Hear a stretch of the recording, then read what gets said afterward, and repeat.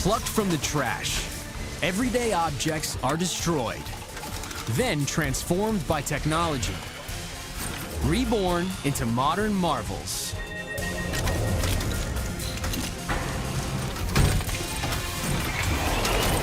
Train tracks are back on the rails as a luxury car. Detergent jugs find a new home in a durable parking pad. Truck shocks sharpen into a rapier sword. These are the things that are made by destruction. Trains connect the country, carrying people and hauling goods. In North America, 300,000 kilometers of tough steel highways can handle millions of tons of freight and thousands of passengers a year. But after decades of riding the rails, the worn-out tracks eventually get to the end of the line. They need to be retired and relaid. Now, these torn-up tracks have a new destination, technologically transformed into a sleek new ride.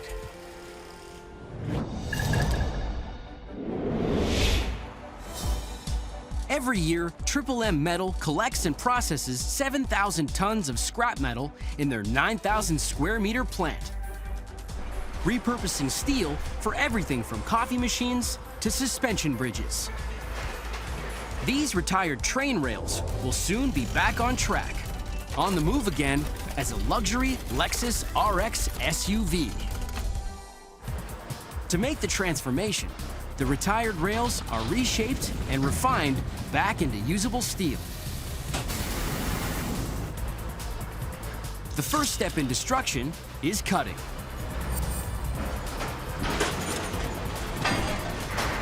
A front loader clutches the rail and carries it to a cutter. A belt feeds the rail into the powerful blade and cuts the solid steel rail into 1 meter chunks.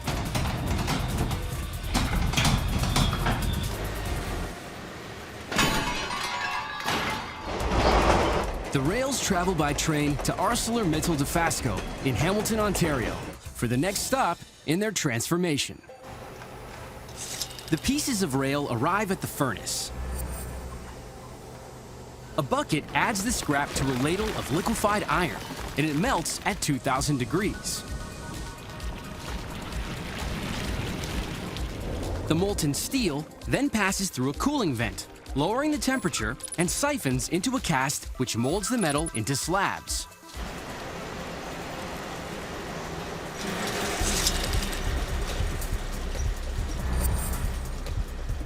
The hot slabs ride along a set of rollers, which moves the steel back and forth, squeezing it until it's 25 to 50 millimeters thick. Then it moves to another mill, where it's squeezed to 2.5 millimeters. Finally, the steel is coated with zinc to make it corrosion resistant, and it's rolled into 25 metric ton coils. What were once worn-out railroad tracks are gleaming sheets of steel, headed to the next station in their transformation.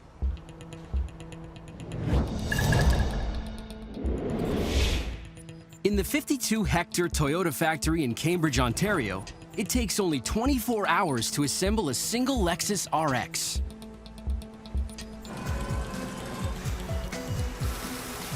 First, the floor, sides, and back of the steel body are stamped and welded together. The car body is then primed and painted. Finally, the drive system and other components are added. The first step in the creation process is called stamping. An overhead crane carries the steel coil above the factory floor to the press shop. It's fed into the blanking machine, where it's uncoiled. Computer-controlled blades cut the steel into a variety of sizes. A die press forces the blank onto a form. Using 2,000 metric tons of pressure, the stamp presses the steel into the side panel of a Lexus RX. Then, an automated handling device lifts the newly made part off the press. These side panels ride along the assembly line. where a robotic arm grabs them and stacks them. One of 800 steel parts ready to be assembled.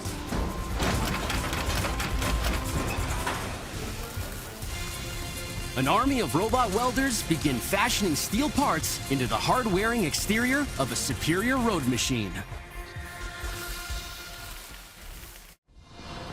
Cast-off railroad tracks have been sliced, melted, and molded into sheets, then punched into parts that will make up the body of a high-end car.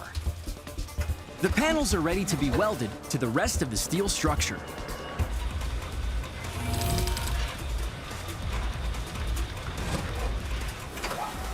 The steel underbody rides along the assembly line.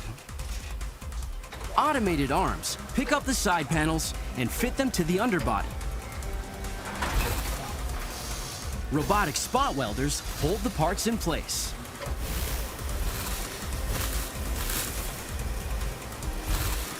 Then, a crew of 348 synchronized robots permanently weld the pieces together. 99% of the weld shop is automated. A cradle hoists the 550-kilogram car shell and carries it further up the assembly line. A team member guides a hydraulic arm to set the trunk lid in place.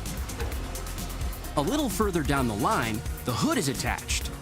These highly trained team members can perform and double-check their task in just 120 seconds. By the time the car shell leaves the weld shop, team members and machines have performed over 4,000 welds. The steel body is complete and ready for paint. First, the shell of the car is submerged in an electro undercoating. Tiny particles of primer in the bath are given a positive charge, while the shell of the car is given a negative charge. The electrically charged primer is attracted to the car body like a magnet, giving the intricate shapes of the vehicle a perfectly uniform coat.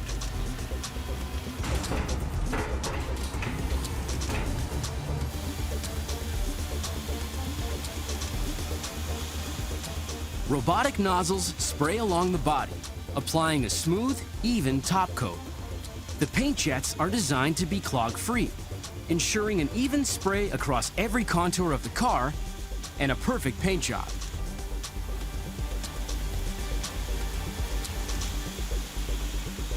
The body is a gleaming shell, but there's still lots to do before it's finished.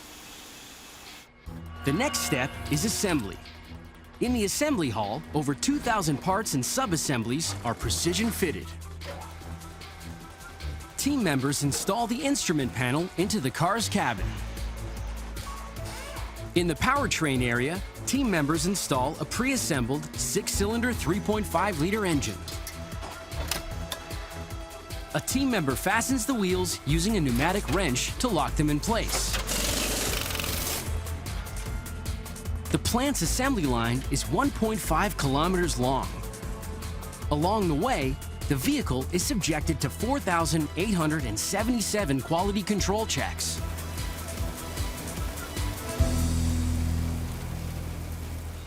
A brand new car rolls out of the plant every 2 minutes and rolls onto a transport train to be shipped to 27 destinations throughout North America. Discarded railroad tracks are back on board, reshaped and reimagined into a stylish new car.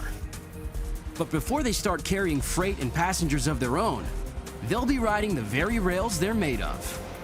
How's that for a round trip? There's nothing like a fresh load of laundry. The average North American household does almost 400 loads every year, using enough detergent to fill 700,000 Olympic swimming pools. And while your clothes are getting clean, the cast-off containers are making a dirty mess. 7 billion detergent jugs are tossed every year, enough to wrap around the world 6 times. But now there's a groundbreaking technology that's turning detergent bottles into a cool new pad.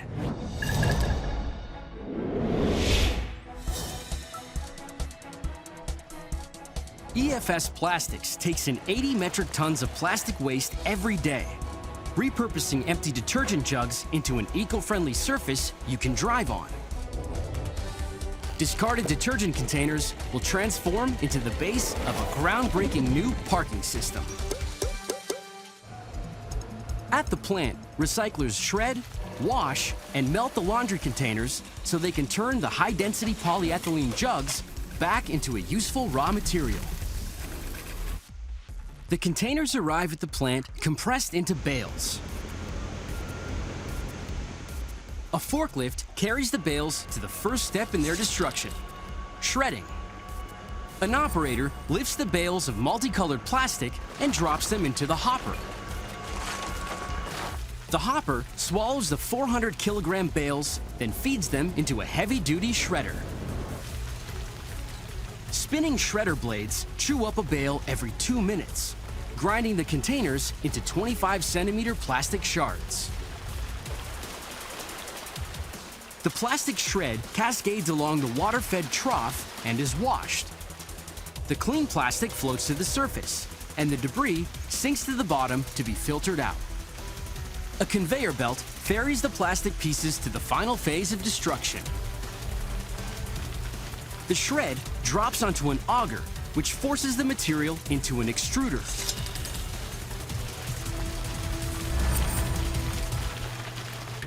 The extruder heats to 200 degrees Celsius, melting the plastic. Colorant dyes it a uniform black. The rotating screw pushes the gummy material through a screen, shaping it into thin strands. A mechanized blade chops the plastic spaghetti into 3mm pellets. Water cools the pellets down. They skip along a vibrating grate and drop into a dryer. A chute loads 700-kilogram shipping bins with the tiny polyethylene pellets. Former detergent containers are now ready to be reformed into a water-permeable parking grid. The plastic pellets are melted down and shaped into the base of a revolutionary new parking pad. Recyclers shred and wash old detergent containers, molding them into reusable plastic pellets. The pellets arrive at MB Plastics in Linwood, Ontario. MB turns post-consumer plastic into groundbreaking new parking surfaces.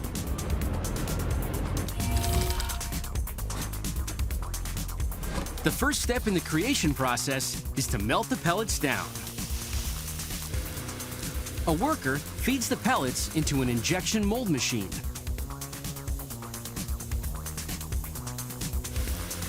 He uses a vacuum to draw the pellets into the machine's hopper. An auger pulls the material into a heating barrel, which melts it at 90 degrees Celsius. The auger squeezes the molten plastic into the mold chamber and presses it against the grid-shaped plate and is cooled. The newly formed parking grid shoots out of the machine. A robotic arm airlifts it to a waiting table. It's all over in 83 seconds. 1,000 grids every 24 hours. The load of parking grids hits the road.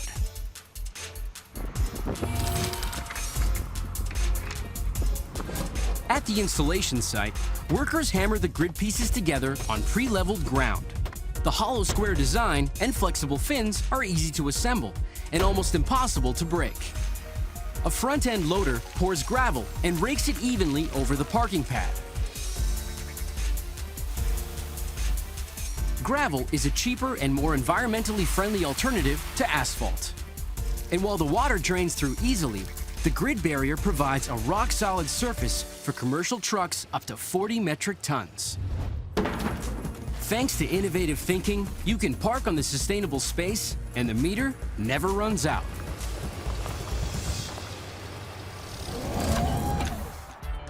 Whether your vehicle's carrying heavyweight freight or precious cargo, you want a smooth ride. And the key to softening the blow is in the suspension. Eventually, the 1 billion cars and trucks in circulation get to the end of the road.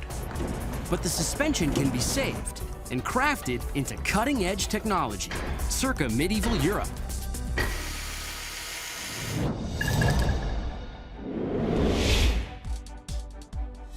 U-Pullet 86 auto and metal recyclers in Roxeter, Ontario, salvages thousands of cars and trucks every year, and 95% of every vehicle gets to ride again. The salvage op tears up and grind down the scrapped vehicles so they can harvest the parts for used cars and new products. A 21st century truck suspension spring will be reformed into a 16th century sword. Junked cars litter the wrecking yard like an automotive graveyard, ready to be reborn. To make the replica sword, not any metal can make the cut. But hidden inside every truck's suspension system is the flexible, durable steel the blacksmith is looking for. The first step in the destruction is to pull the metal part from the wreckage. A wrecking yard crane clutches the truck in its powerful jaws and bites down hard. It tears the truck apart to expose the coiled steel suspension. Most suspension springs are made of a tough low alloy or medium carbon steel, which makes it both very strong yet flexible enough not to crack under pressure. The perfect combination for forging a 16th century sword. A salvager sifts through the metal carcass and locates the suspension system. He finds the 3/4 inch spring and cuts it loose with an angle grinder. The coil is ready to be forged into a prized replica sword. A blacksmith applies old-world craftsmanship to stretch, heat, and hone a 21st century suspension spring into a 16th century sword. Salvage operators have torn up a junkyard truck to recover the suspension spring. The high-grade steel spring travels 20 minutes down the road and 500 years into the past. Every year, the blacksmiths at FAC Ironworks create 20 medieval-style swords using truck suspension springs. The suspension coil needs to be stretched and straightened before the alchemy can begin. In the workshop, the blacksmith heats the coil in a coal-stoked forge. When the temperature hits a red-hot 790 degrees Celsius, it's pliable enough to be worked. Using bending forks, the smith gradually unwinds the hot spring coil by coil, pounding and pulling until it's a single 90-centimeter long piece. The suspension spring is now a steel rod, ready to be reimagined. The first step in creation is to flatten the steel shaft.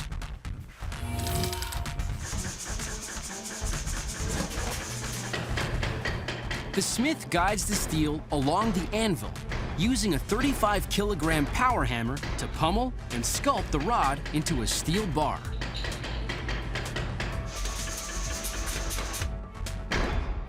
The blacksmith cuts off the blade by hammering it on the sharp edge of an anvil chisel. The craftsman puts the blade back into the forge, reheating it to 790 degrees Celsius.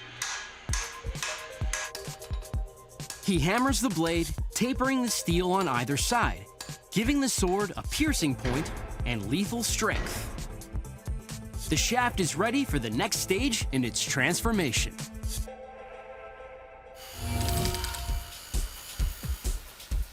The blacksmith eases the blade along a ceramic belt grinder, spinning at 1,000 RPM, shaving off minute shards of metal. It takes a skilled hand and years of experience to achieve this kind of exacting symmetry. The blade needs to be rehardened so the sharpened sword will keep its edge. The smith heats the blade in a propane forge at precisely 500 degrees Celsius. He pulls the blade out of the oven and lowers it into a tank filled with quenching oil. Quenching locks the molecular structure of the steel, helping it retain a razor-sharp edge.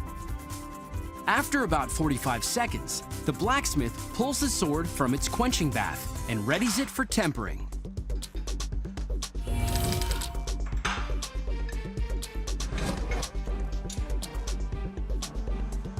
Quenching can make the steel too rigid, so the tempering process re-softens the blade to keep it flexible and durable. The smith sparks an oxyacetylene torch and runs the flame along the center of the blade, heating it to 400 degrees Celsius.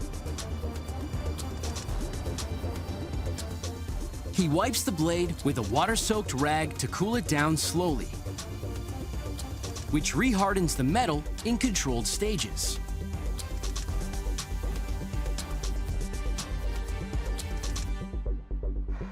The final stage in the process is finishing. The blacksmith buffs the sword to a fine luster to bring out its unique facets. The sword is ready to be crowned. The craftsman slips on the skull-shaped hilt, inspired by the sword's pirating past. A single screw locks the ornate handle in place. Then, long strokes with a whetstone hone the blade to a surgical edge. The replica sword is complete, sought after by collectors who'll pay thousands of dollars for a stab at owning a piece of the past. New ways of thinking and old-world craftsmanship have resurrected a useless old truck spring and turned it into a sharp new showpiece.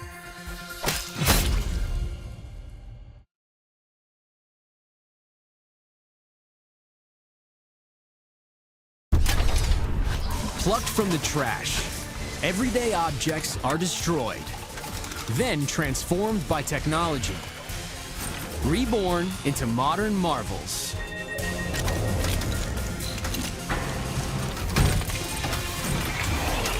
Beer bottles shatter into a fireplace mantle. Bike tires change into messenger bags. Blue jeans shred into insulation. These are the things that are made by destruction. Over 40 million people visit Las Vegas every year. Gambling is thirsty work. 250,000 bottles of beer a day are downed in Sin City alone, generating almost 45,000 kilograms of glass and a tower of empties 40 times the height of the Bellagio. But the junket doesn't have to produce that much junk, because empty bottles can be redeemed for a showpiece worthy of the hottest spot on the Strip.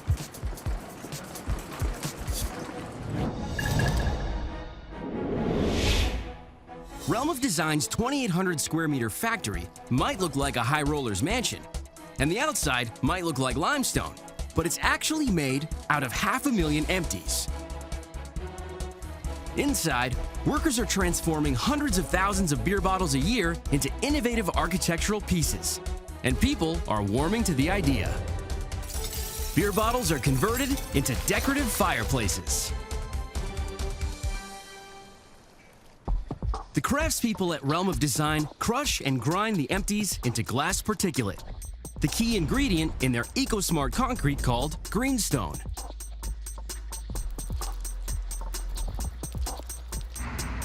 The first step in the destruction process is to gather the bottles. Truckloads of bottles, sourced from Vegas hotels and casinos, arrive at the plant every day. Dumping them into the bin breaks a few bottles, but the real process starts with crushing them down to size.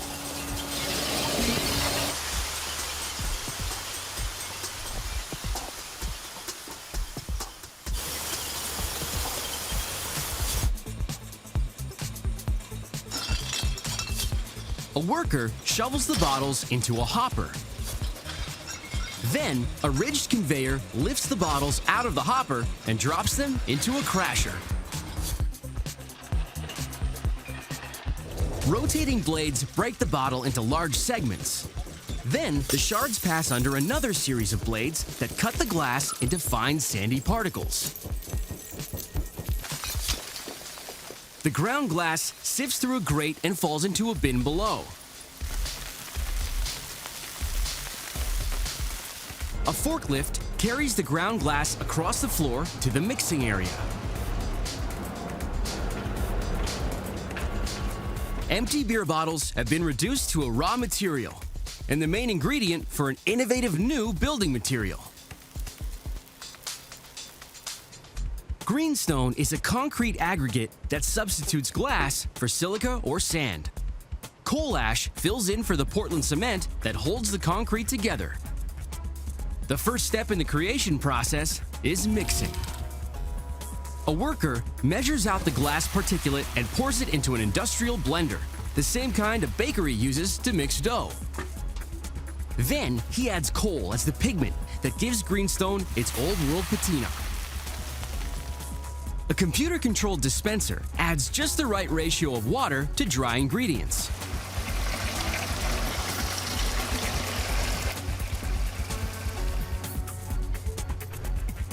The concrete blends for 30 minutes until it's the consistency of sandy clay.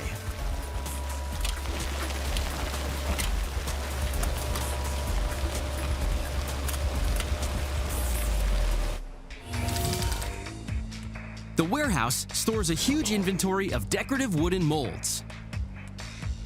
Wet greenstone is applied to the mold. Once the concrete sets, the piece is removed from the cast. This is an ornamental mantle that frames a firebox. A team of workers wheel the mold into position. They quickly go to work coating and filling the cast with the gummy concrete. They've got to work fast. Greenstone is quick drying. In 15 minutes, it'll be too hard to work with. They pack handfuls of concrete onto and into the cast, filling in the crevices and building up the sides. Applying greenstone by hand gives the mantle a unique blend of color and texture and helps achieve the organic look of real stone. With the first layer done, the team adds another coat of concrete that's shot with fiberglass to add strength and structure. A worker runs a knobby roller over the concrete to smooth the surface and eliminate any air bubbles. A trowel levels off the top and edges the sides. Now that it's been packed with greenstone, the team wheels the mantle cast to the next station, just beyond the factory walls. The concrete cast sets in the hot Vegas sun.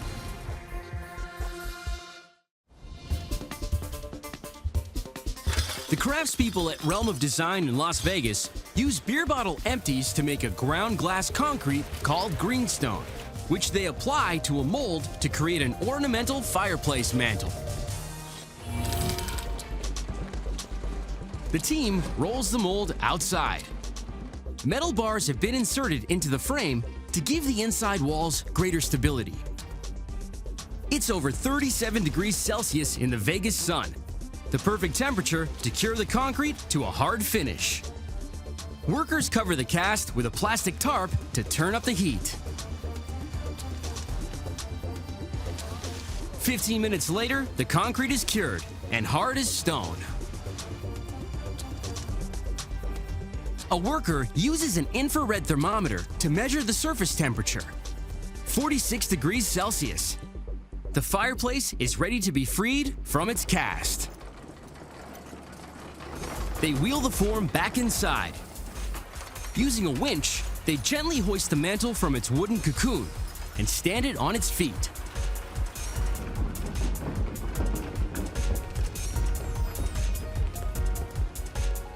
It took about 400 broken bottles to create this stunning mantle, and only 30 minutes to make.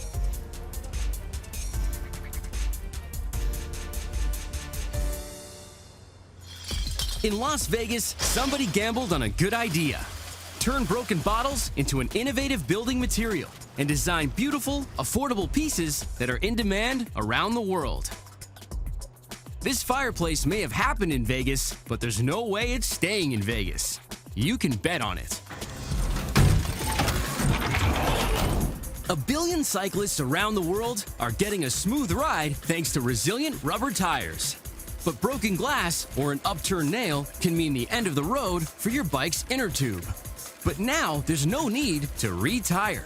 Spent rubber inner tubes can carry on as an awesome accessory. Alchemy Goods in Seattle, Washington use old inner tubes to roll out a hip, practical product that really delivers. Bicycle tires are changing into waterproof messenger bags. The craftspeople at Alchemy cut, clean, and sew bike tire inner tubes to turn them into hard-wearing fabric. Step 1 in the destruction process is harvesting. First, they have to collect the inner tubes. When a tire goes flat, the bike mechanic wedges tire levers between the tire and the rim so he can pull out the punctured inner tube. Instead of throwing it away, he tosses it into a recycling bin. Most new tires are made out of a combination of virgin and recycled rubber. Alchemy collects over 80,000 punctured tubes a month from bike shops across the continent. Once they've landed at the shop, a worker sorts the rubber tubes by size.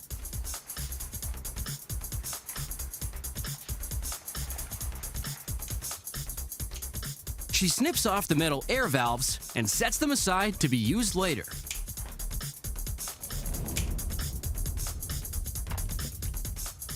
A worker carries an armload of tubes to a cutting plank and clamps a tube at one end. Sharp scissors slice the tube open. The worker flattens the tube on the plank and cuts it into 43 by 8 centimeter strips.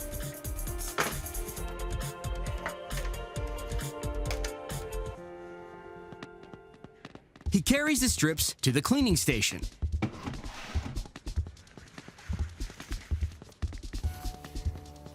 A water and soap solution removes the dirt and neutralizes any rubber smell.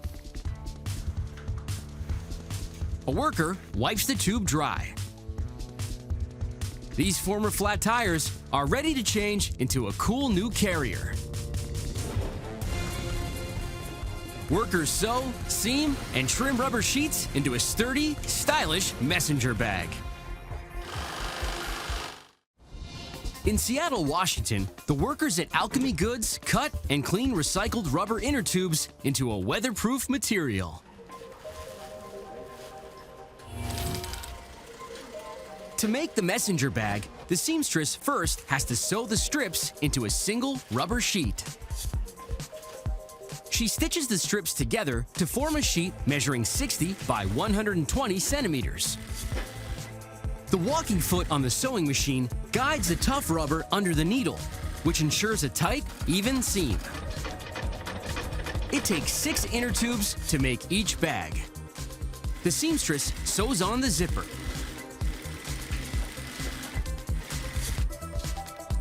And attaches the pull tab and slider. The bag is done on the outside, on to the inside.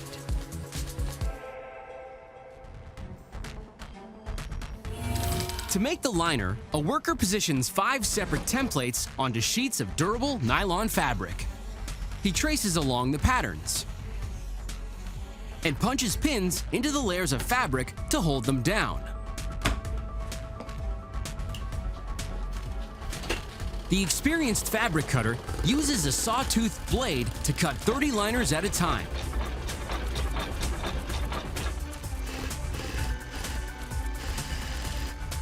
The liners are ready to be stitched together. A worker sews the 5 separate nylon sheets into a single liner. 2 interior pockets are stitched onto the fabric. The liner is then placed under the rubber exterior.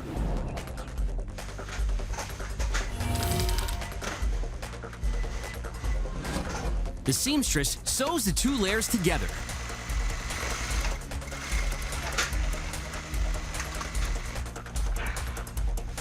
she stitches a strip of Velcro to the front face to act as a fastener for the flap. A recycled seatbelt serves as a shoulder strap. The worker sews the strap and buckles onto the bag, strengthening the connection with reinforced stitching.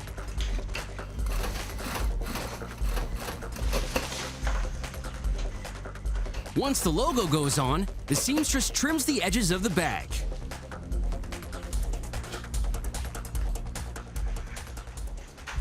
The worker folds the sides over and sews the liner and rubber together.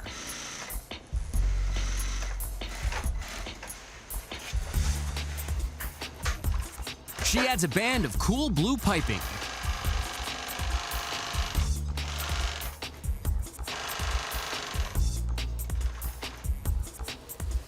And turns the bag inside out.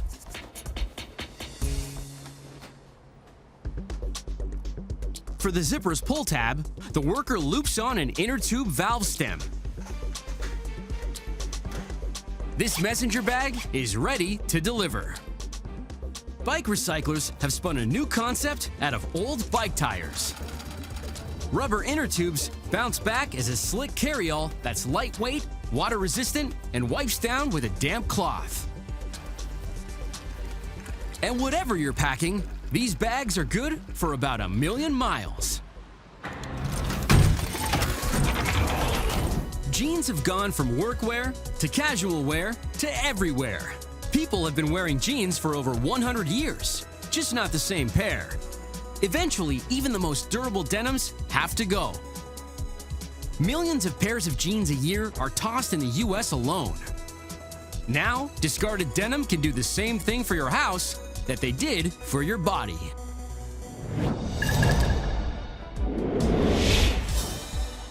Phoenix Fibers is turning warm, comfortable jeans into a building product that's made to measure for new construction. Denim jeans are changing into home insulation.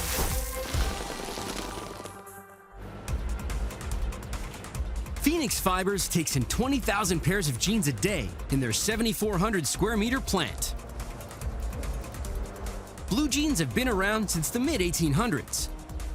Made out of 100% cotton, denim's legendary strength comes from its unique weave. Denim twill has warped threads, in which a weft thread is placed under. This forms the traditional diagonal ribbing on the surface of the material, and it makes denim tough to unravel even after it's ripped. To make this hard-to-destroy fabric into insulation, workers have to cut and shred it first.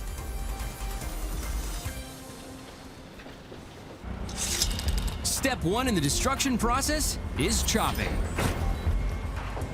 A forklift offloads bales of salvaged jeans and ferries them to the factory floor.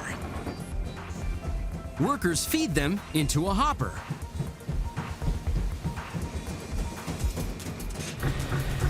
The jeans roll into the chomping blades of 2 guillotine cutters that sit 90 degrees apart. The cutter bites down every 2 seconds, slicing the denim into 8-centimeter swatches. The pieces drop to a second guillotine, which chops them down into even smaller pieces. These cutting machines can chop up 48,000 pairs of jeans per day. A conveyor belt whips the denim scrap up, then down into a machine called a Megatron. Inside the Megatron, magnets attract chopped pieces of metal zippers and buttons, separating them from the fabric. A belt rolls the metal-free denim right into the tearing line. Inside the tearing line, 6 1.5-meter wide cylinders, armed with hundreds of razor-sharp pins, rip, strip, and shred the denim into fluffy clumps of soft thread. What were once old blue jeans are now denim fluff, ready for the next stage in their makeover. The blue jeans will be repackaged, reprocessed, and relocated to a new home. Textile recyclers tear and shred cast-off jeans to reduce them to clumps of denim fiber.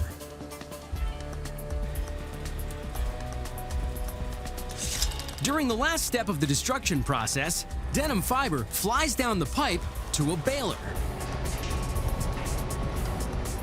A hydraulic arm compresses the denim fluff into large bales. The machine can squeeze out 1,800 kilograms of denim fluff every hour. Workers tie off the bale.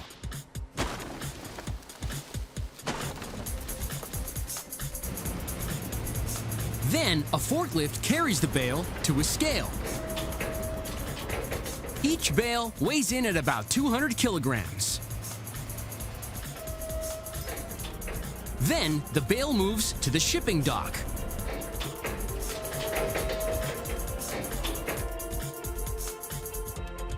Where it's loaded onto a truck.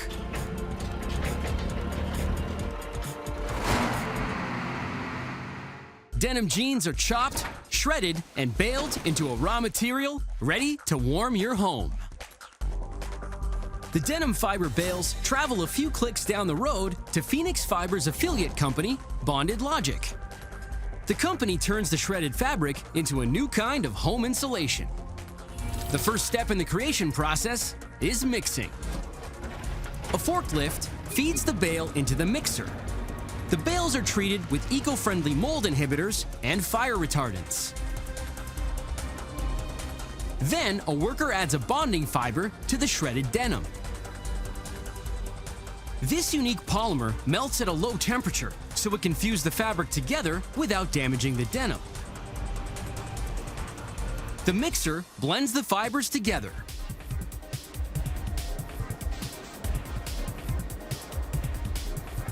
Powerful fans pipe the polymer denim mix into the die press. The press flattens the mix into a continuous sheet. A conveyor belt feeds the sheet into a convection oven, which bakes it at 185 degrees Celsius, activating the bonding fiber. After a few minutes in the oven, air jets quick cool the sheets down to room temperature. They're now ready for creation step 3. 2-meter-long blades cut the newly minted sheets of denim insulation into lengths for packaging. The sheets roll off the cutter, where an automated leg pushes them over to a worker, who folds them in half. A packager slides the strip into a machine, which bags and seals the insulation.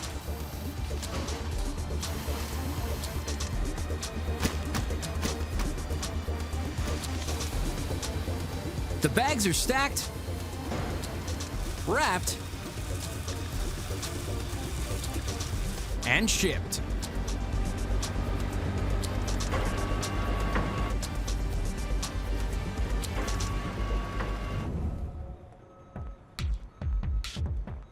At the site, a construction worker unloads and unwraps the insulation. He fits the sheet into the wood framing. Unlike conventional fiberglass insulation, the installer can safely handle the material without protective gloves or mask. It's not just non-toxic. Denim insulation is also fire retardant.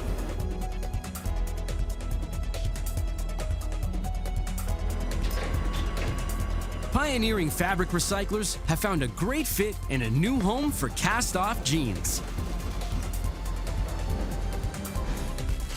Turning old denim into insulation turns a new house into a comfort zone.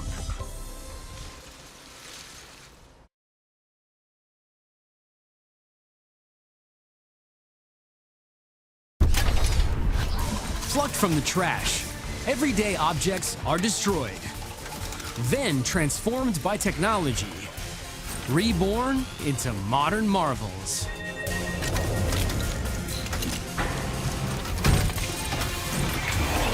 Bread is brewed into beer. Barbecue tanks heat up into guitar strings. Bug-infested trees turn into traditional canoes. These are the things that are made by destruction. Bread has been on the menu for 6,000 years, and today it's still the most popular food staple in the world. It's also the world's biggest household waste. After a day or two, it tends to get tossed. But brewers of toast ale have found a way to turn surplus bread into a refreshing new idea.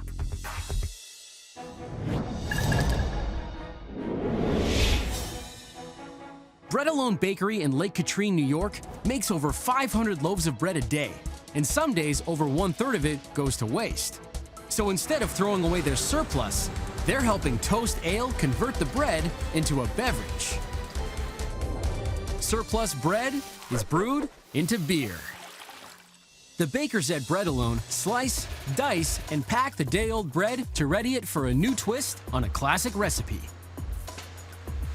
A loaf of stale bread already has the makings of a self-contained brew kit, containing ingredients like the malt and yeast that are key for brewing beer.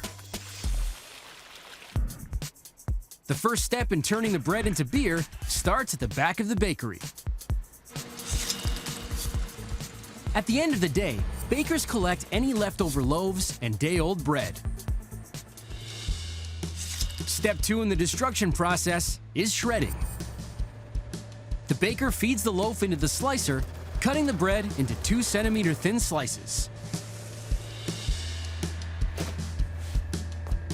Then he flips the sliced loaf around and sends it through sideways to produce pieces that are 3 centimeters by 2 centimeters.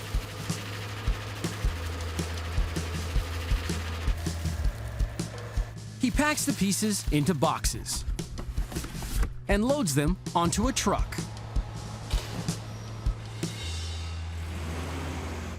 160 kilometers south in the Bronx, New York, workers from Toast Ale unload the bread. In partnership with the Chelsea Craft Brewing Company, they'll turn bread into beer. Time for the first round in the bread's transformation from stale to ale. Step 1 in the creation process is to convert the complex starches in the bread into a sugary mixture called wort. Workers dump the shredded bread into the mash tun, a huge copper tank filled with hot water. They scoop in rice hulls that help keep the wet bread from clumping. Then they add a layer of malted barley. The malted barley provides additional starch that will be converted into sugar. In this brew, stale unused bread replaces 40% of the barley malt used in traditional beer making. The mix spins slowly inside the copper tun until it turns into a gloppy mash. The starches in the bread and barley have now been converted to simple sugar. Next, the chunks of bread and grains must be separated from the mashed liquid. In a process called sparging, the brewmaster slowly sprays 81 degrees Celsius water over the mash. The hot water runs through the mash, drawing out the sugar in the liquid. The sweet liquid that drains out of the bottom of the mash tun is called wort. The brewmaster tests the wort with a refractometer to make sure it's got the right levels of fermentable sugars. When fermented, this sugary mixture will convert to alcohol, one step closer to becoming beer. The wort is filtered, flavored, and fermented into foamy brew. Bakers shred stale bread and ship it to brewers, who mash it with malted barley and filter it into a sugary-rich liquid called wort. The syrupy wort collects at the bottom of the mash tun and is released through a spigot. The next step in becoming a cool beer is boiling hot.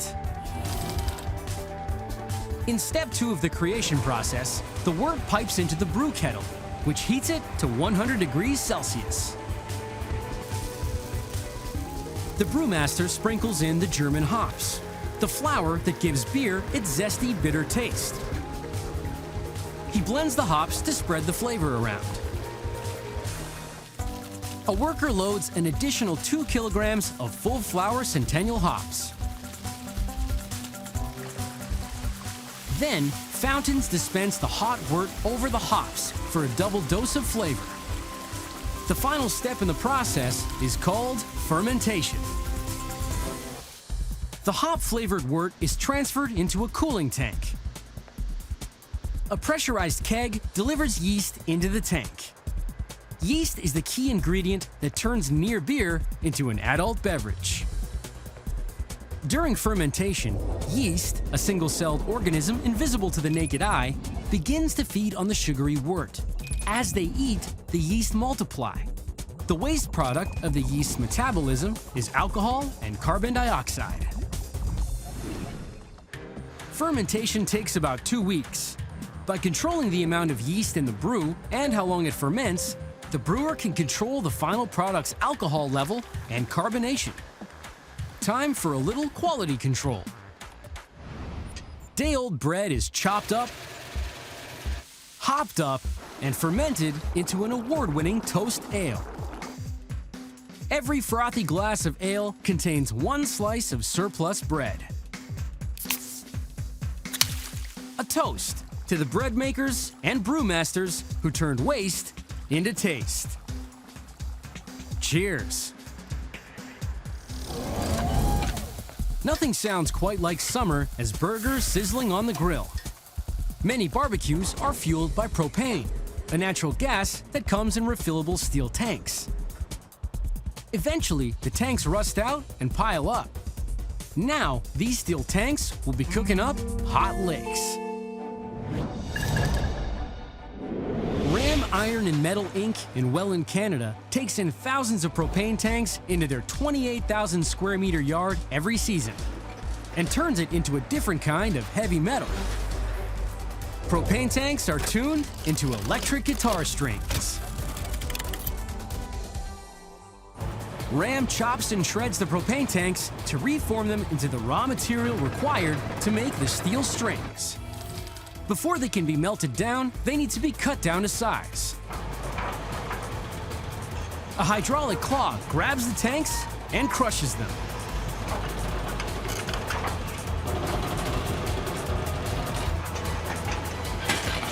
A crane picks up the pieces and drops them into a truck headed for the smelter.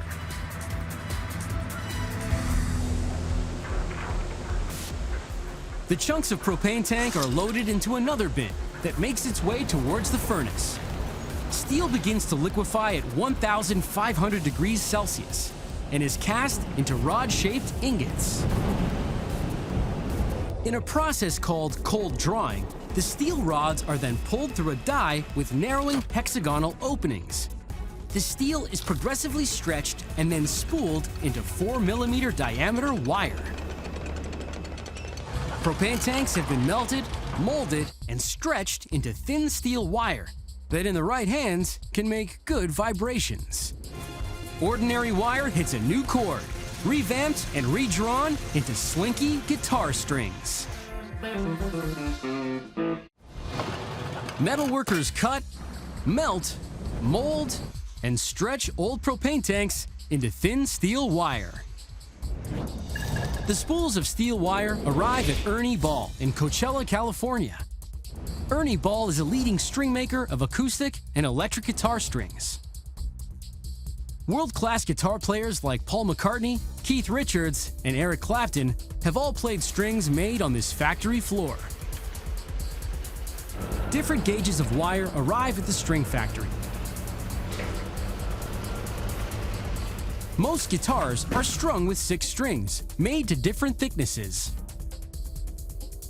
Each string is constructed with a hexagonal core wire wrapped in a thinner outer wire. To produce sound, guitar strings vibrate at different frequencies.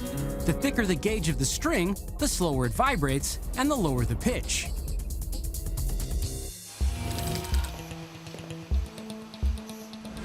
The string maker scoops the balls into the hopper of a ball ending machine. A ball drops onto a pin. A roller feeds a length of core wire into the groove in the ball. The wire is lopped around the ball and fastened. Once the ball is attached, the machine ejects the cut core string. A worker bundles and bags 144 strings and sends them down the line for the next stage in their creation.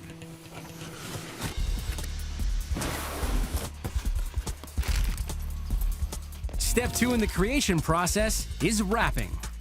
A worker unpacks the bundle and threads a single core wire into a winding machine. He sets the ball end onto a pin and feeds the end of the wire onto a clamp. He loads a spool of 3mm nickel-plated wrap wire onto the winder. Using pliers, the worker hooks the wire into the loop around the ball end. The pedal controls the speed as the wrap wire winds around the steel core. The tech removes the string from the winding machine. Time for a bath. The tech drops a batch of newly wrapped string into a basin filled with a proprietary mix of chemicals. The strings soak in the solution. After a few minutes, the tech pulls them out and wipes them down. The next stage in creation is to put these strings to the test. An inspector threads random strings onto a tensile testing machine.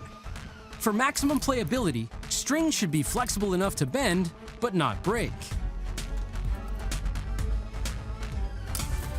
A meter gauges the breaking point to make sure the string will perform under pressure. The final creation step is packaging. Workers coil the slinky strings according to gauge, slip them into envelopes, and load them onto a conveyor belt to be sealed. Then, they sort and stack the strings into sets of 6. A machine wraps and packages the sets in plastic. And a worker boxes them for shipment to guitar shops and music stores near you. Thanks to sound thinking, propane tanks are plucked from the landfill, shredded, melted, and stretched into guitar strings. What once fueled the grill can provide the music for your next barbecue, as long as you've got the chops.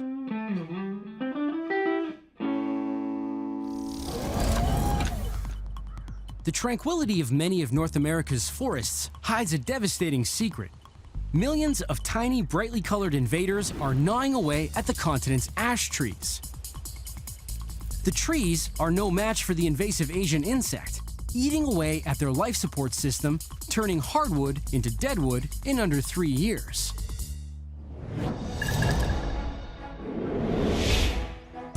A company out of Guelph, Ontario, is harvesting the doomed ash trees and giving them new life by sending them down the river.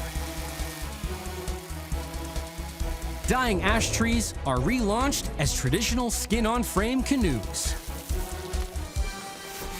The boat makers at Backcountry Custom Canoe fell, cut, and shaped the bug-infested ash trees into planks of useful hardwood. The first step in the destruction process is already well underway deep inside the tree. The emerald ash borer is an invasive species of beetle from Northeast Asia. Since arriving in North America in the 1990s, they've killed thousands of ash trees that have no resistance to the newcomers. The emerald ash borer lays its eggs just under the bark of the ash tree. Larvae feed on the wood tissues that conduct water and nutrients to the tree, effectively starving it to death. Once infested, this tree will slowly rot from the inside out within 3 years. The craftsmen at Backcountry Canoe have found a way to turn the beetle's destruction into a sought-after commodity. The craftsman peels back the bark and exposes the S-shaped tracks made by the beetle's larva. The woodsman yanks the pull cord on his chainsaw and gets to work cutting the timber down.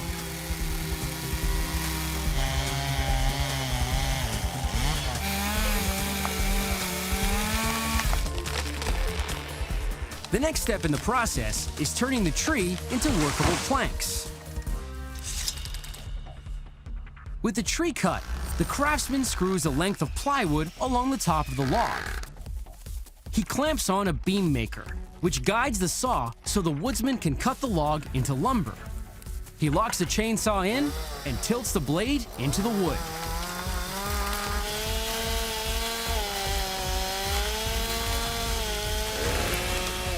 "30 minutes later, the log is a pile of straight, even planks.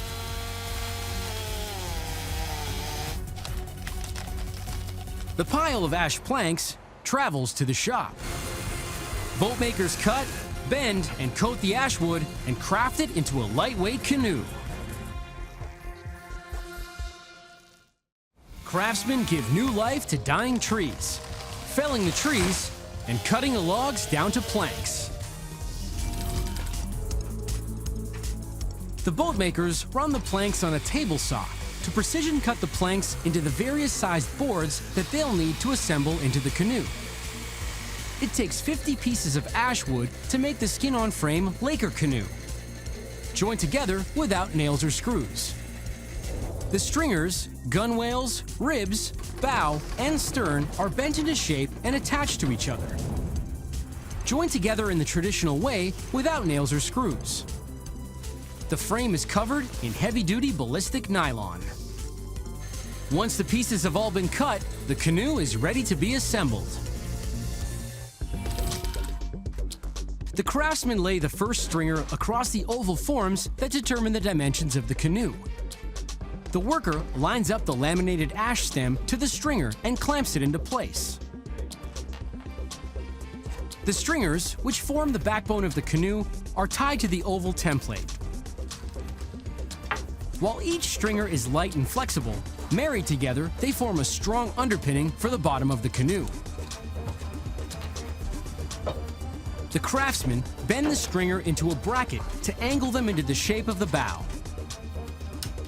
Clamps and ties temporarily hold the pieces in place.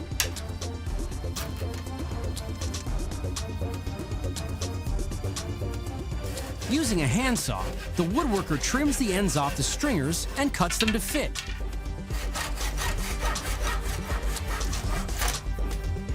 He planes the edges for a perfect join.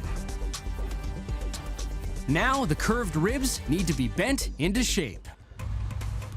The boat maker slowly cooks the ribs in a steam box. A kettle boils water, which pipes the steam into the sealed box. The steam softens the wood to make it pliable. Once the wooden rib has steamed for 30 minutes, it's flexible enough to bend, but not for long.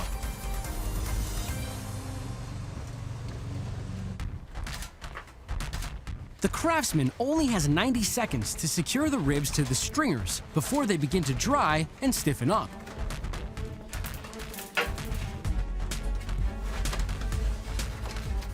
Inspired by the first canoe makers, Backcountry builds them without any metal fastenings, honoring a construction technique that's thousands of years old. The craftsman removes the zip ties and lashes the joints with wax nylon strapping. Wax nylon is twice as secure as using screws. Each nylon joint has a shear strength of 180 kilograms. Time to put the skin on these bones.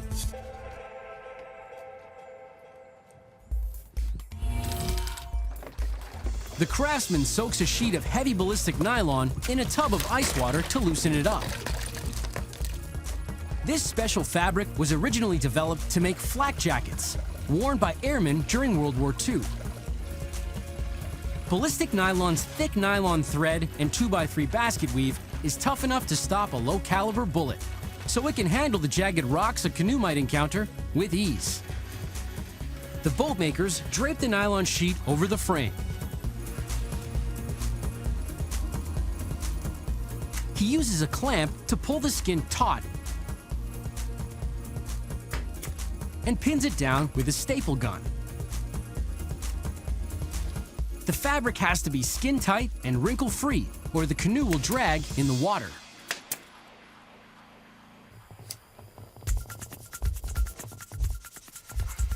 The craftsman heats a knife with a blowtorch. The hot knife trims away the excess nylon along the gunwales.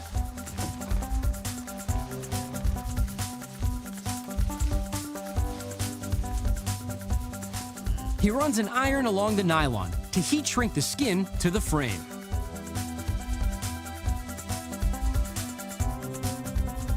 The boatmaker threads a needle with heavy-duty wax nylon.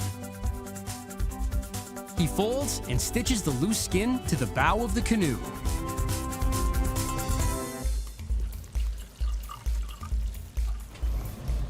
The craftsman rolls a layer of urethane onto the fabric to waterproof the canoe. The varnish adds a hard-wearing seal and helps the canoe to glide easily through the water. It takes 48 hours for the urethane to dry. This skin-on-frame canoe weighs in at just 15 kilograms, so canoeists can paddle further, faster.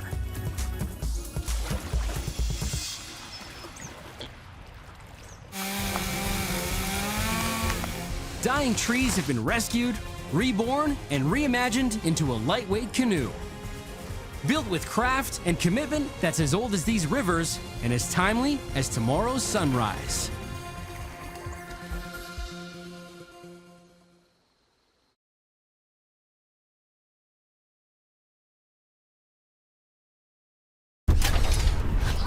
Plucked from the trash, everyday objects are destroyed. Then transformed by technology, reborn into modern marvels.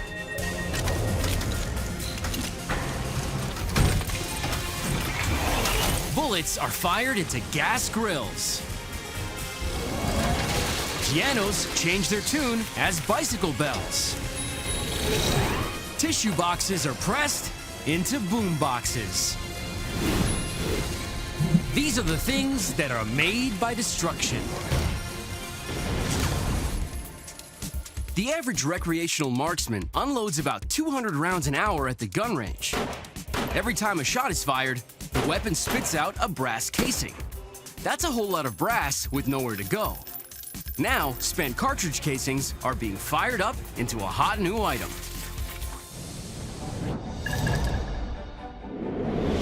Masters in Alloy in Allsip USA collect the casings from local shooting ranges and cook them down into reusable metal. Spent brass shell casings are reshaped into barbecues. The metalworkers at Masters in Alloy melt and mold the bullet casings back into brass bars. The first step in the destruction process is melting. A load of brass casings slides into a furnace that liquefies them at 1,200 degrees Celsius. The molten brass flows into ingot molds. The brass ingots gradually cool as they travel along a slow-moving conveyor belt. Then, they drop off the belt into a bin where they harden. A forklift ferries the ingots into a tumbler. Inside, the bars bounce against one another, scraping off the black coating and smoothing the jagged edges. The ingots roll out, revealing their brassy sheen. A worker stacks and straps the ingots onto a pallet and readies them for shipping. The ingots land in New Hamburg, Canada. Riverside Brass casts brass ingots into barbecue burners. The burner is made from two components: the gas pipe, which feeds an air and gas mixture to the burner, and an H-shaped pipe, which distributes the flame. The first step in the creation process is casting. To shape them into barbecue parts, the brass ingots have to be melted back into liquid. The foundry worker hand loads the bars into a 450-kilogram electric furnace. At 1,900 degrees Celsius, the brass melts down. He tips the molten metal into a ladle and walks it over to sand molds in the shape of the individual burner parts. The worker pours the molten brass into the molds. This process is repeated for the other two burner parts. Once the brass is hardened, an automated arm lifts the molds out of the cast and drops it onto a bouncing conveyor. The vibrations shake the sand loose and freeze the newly formed brass burner parts. They ride along the belt and drop into a bin. A worker rolls the bin into a second shaker. He clamps the piece in place. The machine pulsates to clear the rest of the sand out of the crevices. The metal worker cuts away extraneous bits of brass. The burners are now ready for the next step. A worker rolls the burners over to the machine shop. A technician clamps the H-pipe into a jig.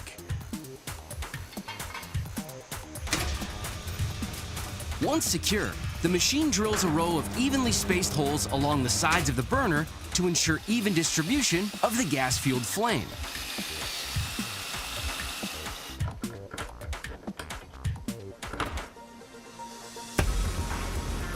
Next, the three burner pieces are welded together.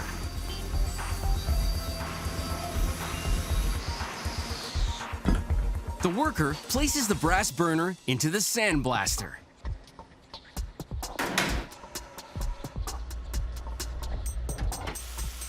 She bombards the metal with abrasive particles to burnish the surface and bring out the brass's natural luster. Spent bullet casings have been reformed into shiny new brass barbecue burners. The burners find a new home in a state-of-the-art barbecue, the final stop in their journey from the scrapyard to the backyard. Brass bullet casings have been melted down and cast into burners for an innovative new barbecue. The burners arrive in Kalamazoo, Michigan to complete their transformation. Kalamazoo Outdoor Gourmet make a unique hybrid fire grill. The brass burners will be integrated into their distinctive construction. The barbecue is assembled in 3 stages. First, the steel frame is bent into shape and welded together. Then, the hood is added. Finally, the brass gas burners and charcoal drawer are installed. Step 3 in the creation process is assembly. To make the barbecue body, a worker forklifts a 300 by 120 centimeter sheet of stainless steel and lays it on a table. An overhead crane, equipped with suction cups that won't scratch the steel, lifts the sheet and loads it into the laser cutter. An automated 4,000-watt laser glides on rails, making multiple cuts in the steel. The laser is guided by nesting software, a computer program that maximizes the number of pieces cut from a single sheet so there's almost no scrap metal. Once the sheets are cut, the workers bend and braze the pieces to prepare them for assembly. A worker rivets and screws the stainless steel side panels to the base. With the frame complete, the techs attach the hood and install the gas fittings. The workers use multiple grades of abrasives to buff the metal, polish away any welding seams, and align the grains so the body looks like it was made from a single, flawless piece of steel. The installer rests 3 H-shaped brass burners onto the steel supports. He slides in a hybrid drawer designed to burn charcoal or wood. Add the temperature gauge, control knobs, and the company logo, and this grill is ready for summer. A touch of the ignition, and the flame spreads evenly along the brass burners. Spent bullet casings have been melted down and reformed into a high-caliber barbecue that can heat up to 540 degrees Celsius to give the outdoor chef their best shot at a perfect meal. The electric piano revolutionized the sound of music. It can simulate a baby grand or a church organ. Eventually, the electronics wear down. But even after its finale, the electric piano can still produce a sound. And that sound could save your life. Global Electric Electronic Processing in Barrie, Canada takes in 59 million kilograms of electronic waste every year. The salvage techs at Geep smash, sort, and shred electronics. And what they can do with the remnants of an electric piano is making a lot of noise. Electric pianos are recycled into bicycle bells.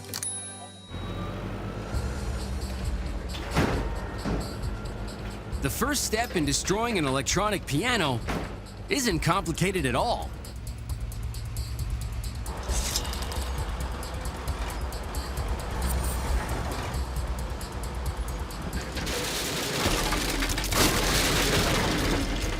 A grappling hook takes hold of the piano and crushes it to pieces in its iron fist.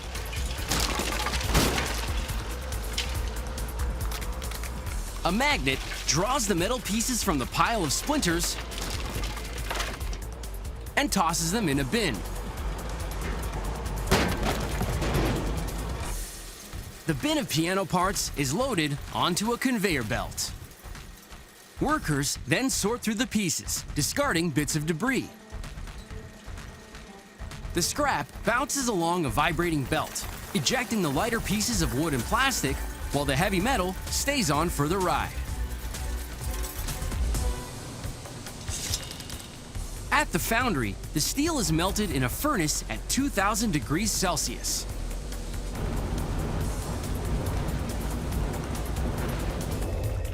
The molten steel flows into a cooling barrel and then pipes into a mold.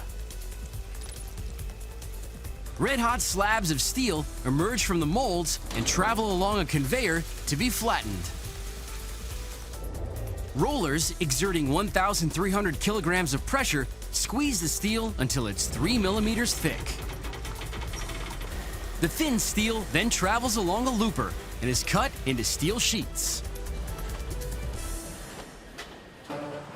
Piano pieces have been salvaged, sorted, and melted into steel sheets, packaged and prepped for the next phase of their transformation. The steel sheets are stamped and machined into parts for a bicycle bell. The salvage team smash electric pianos to bits, then sort and melt the steel into sheets. The steel arrives in Pleasanton, USA. Peridot is a precision metal manufacturer that uses cutting-edge technology to stamp, shape, and cut into metal. The first step in the creation of a bike bell is cutting. A worker wheels the steel sheets through Peridot's 2,700 square meter facility. The bicycle bell is manufactured with a dome, a hammer that strikes the dome to make a sound, and finally, a mount assembly that attaches the bell to a bike. Workers begin by making a nut that's part of the bell's mount assembly. A worker slides a sheet of steel onto a laser cutting machine. Guided by nesting software, the laser eats into the steel like cookie dough. A powerful 10,000 degrees Celsius spark passes from an electrode to the steel, which erodes the steel and pops the nut out of the sheet. It's programmed to make 100 nut-shaped cuts in the 1 by 1 meter sheet. The nuts gather in a pan under the laser cutting machine. A worker carries the nuts to the machine shop. He uses a manual drill press to mill threads into the nuts. Meanwhile, another machinist rivets the twin pieces of a steel mount. He inserts a pin into the sleeve of the mount. Then, the two ends are riveted together. This is where the bell's lever and hammer will be fixed. Next, workers begin to make the bell's dome. Rolls of brass sheets are loaded into a stamping machine. It cuts and presses the metal into the dome in a fraction of a second. Then, a worker places the dome in a lathe to refine the shape and file off any rough edges.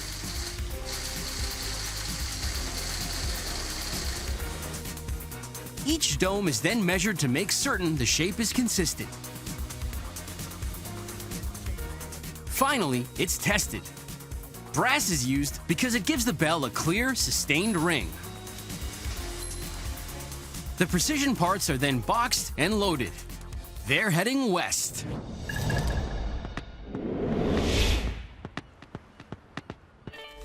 Spurcycle makes 400 classic bike bells a day in their San Francisco shop.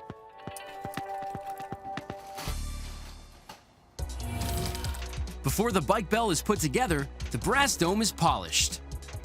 First, a worker loads the brass domes into an automated polishing machine. It picks up a dome in its robotic arms and leans it into a spinner buffer.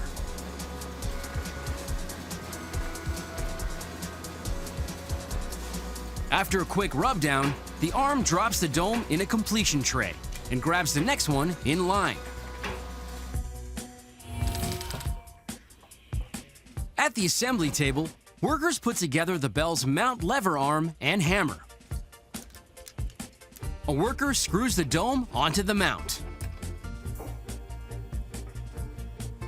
He lubricates the hammer with a drop of oil and packages the finished bell. This ringer is ready to roll. This electric piano was gutted, shredded, and melted, ending on a high note as a shiny new bell that will keep you safe on the street. Because now, they can hear you coming.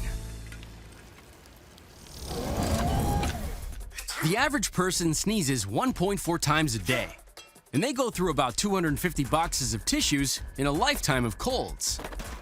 That's the bad news. The good news is, all those boxes can be recycled into a funky new product that's music to your ears.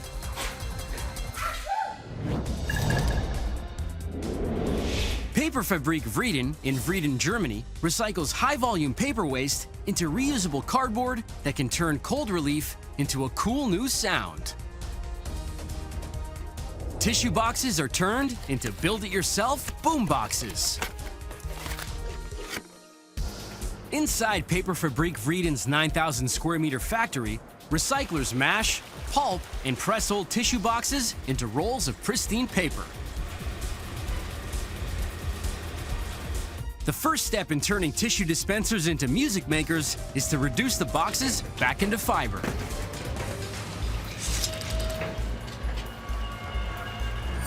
A forklift carries the bales of tissue boxes and other paper waste onto a conveyor.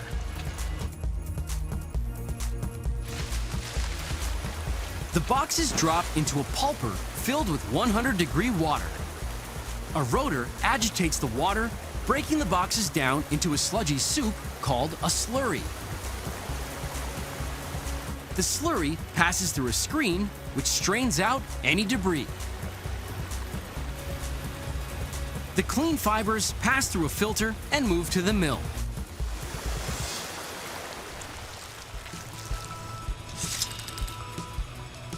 The mill blends the paper fibers into a watery mulch that's only 1% paper. The mulch drops onto a fast-moving conveyor called a wet belt. Speeding along at 24 kilometers per hour, the water drains through the belt's nylon mesh. A rolling press flattens the mulch and squeegees out more liquid, reducing the water content to 50%. A row of hot cylinders dries the paper. A starch solution stiffens and strengthens the stock, making the paper more printable. Finally, the paper spins through another round of hot cylinders. By the time the paper rolls off the mill, the sheet is a perfect 90% paper and 10% water. A reel winds the paper onto 3-ton rolls. Tissue boxes have been pressed into fresh spools of recycled stock, ready to be shipped out and turned into paper you can dance to.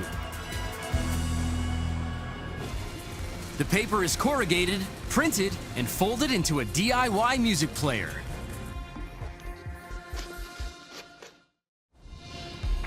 Paper recyclers pulp, Press and roll discarded tissue boxes to turn them into spools of brand new stock.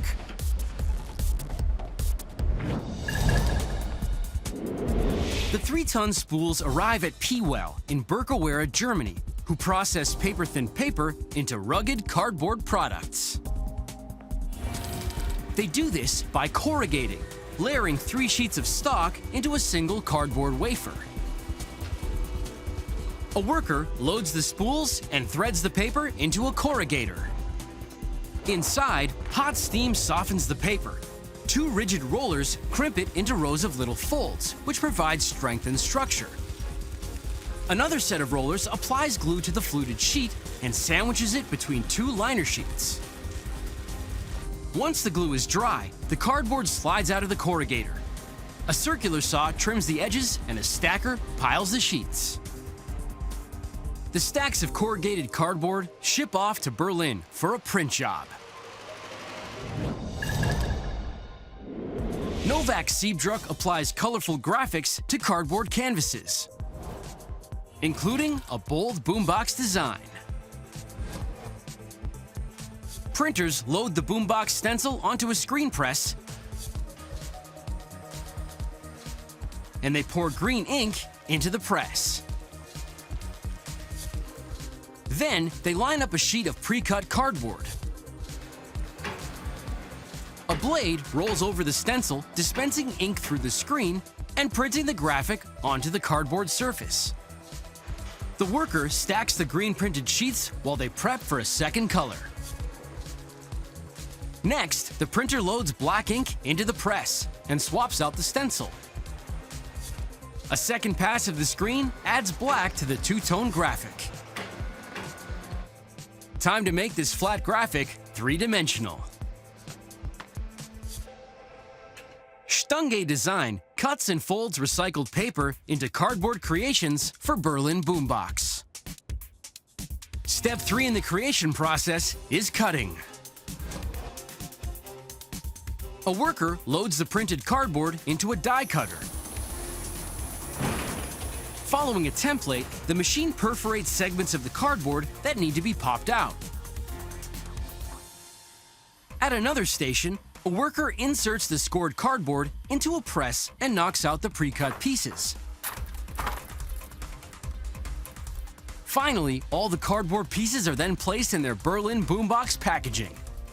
2 speakers, wiring, circuit boards, and batteries are added to the kit. The last stage in the assembly process happens at home. A purchaser bends the flanges on the cardboard arms of the cutout. He slots the speakers into the cardboard sleeves, then folds the arms over and inserts the tabs into a center slot and connects the wires to a circuit board and battery pack. He eases the electronics into a cardboard hatch and folds the boombox into its final, funky form. The purchaser then snaps in the volume knob and pops on the handle. This boombox is ready to crank out your favorite tunes. Old tissue boxes have been mulched and pressed into corrugated cardboard, then crafted into a portable player that you can make at home.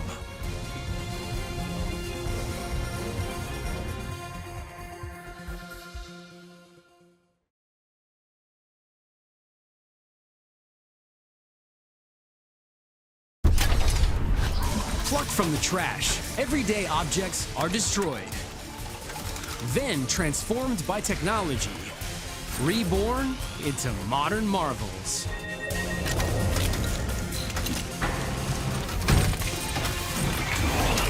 Bathroom faucets are forged into bronze statues. Styrofoam coffee cups pour into bike helmets. Mangoes are made into sneakers. These are the things that are made by destruction. Plumbing fixtures come in all shapes and sizes. A beautiful combination of utility and design that's built to last. But they don't last forever. Until now.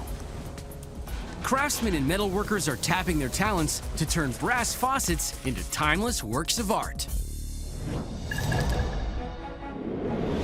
Every year, masters in alloy take in thousands of kitchen and bathroom fixtures and forge them into bronze used to make metal monuments. Brass faucets are recast into bronze statues. At their foundry, metalworkers melt and blend the faucets to turn them into bronze. Drumloads of fixtures arrive at the smelter. The chrome-plated brass taps are mostly made of a copper-silicon alloy, the perfect base metal for a conversion to bronze. The first step is to turn the taps into molten metal. A forklift offloads the faucets, which weigh about 1 kilogram each, into a shovel. A crane hoists the shovel across the foundry and eases it into the mouth of a furnace. A metalworker loads the pieces into the oven. After 2 hours at 1,400 degrees Celsius, the faucets liquefy into bubbling brass. The worker scoops up a sample of the molten alloy to analyze its composition and determine what needs to be added to turn brass into bronze. Both brass and bronze contain high concentrations of copper and zinc. The worker needs to add manganese to convert this alloy into bronze, which is darker in color, harder wearing, and more rust resistant. Now that the chemistry is right, the bronze can be poured into molds. The liquid metal flows from a spout and fills a ladle. After about 25 minutes, the container tips the contents into ingot molds. The ingots travel along a slow-moving conveyor, cooling as they go. At the end of the line, the charred bronze ingots fall into a bin where they finish cooling off. A forklift transports the ingots to a cleaning station. Next, the ingots load into a tumbler.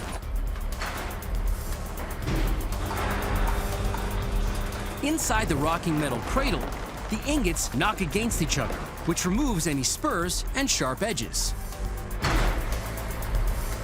The bronze ingots emerge shiny and clean. A worker stacks and straps the ingots onto a pallet. This former brass faucet has been sculpted into bronze ingots, ready to pose for a statue.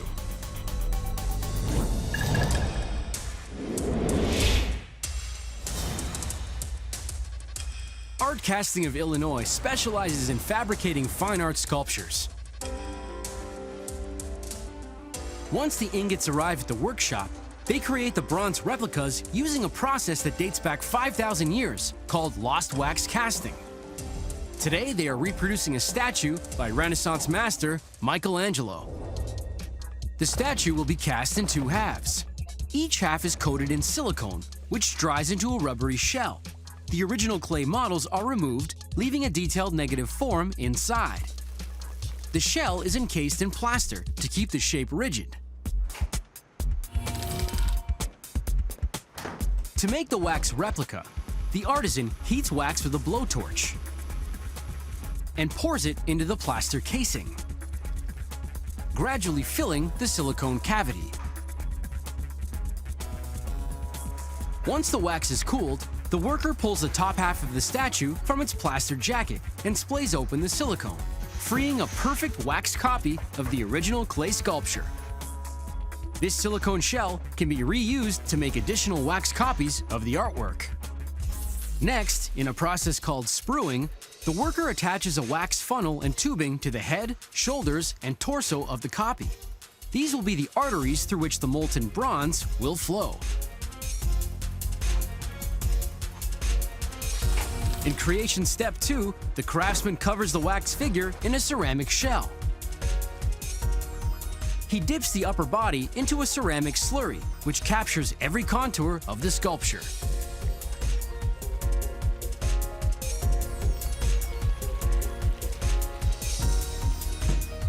Then, he sprinkles it with a fine silica sand until the coating hardens into a 10mm thick casing.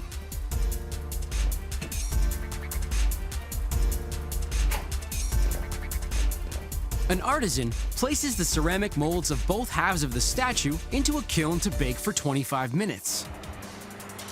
Inside the oven, the wax statue burns off and drains out, which is why the process is called lost wax casting. The extreme heat blanches and hardens the ceramic shell. The cavity inside is a perfect imprint of the original sculpture and ready to be bronzed. Artisans cast a classic work of art in beautiful bronze and make it gallery ready.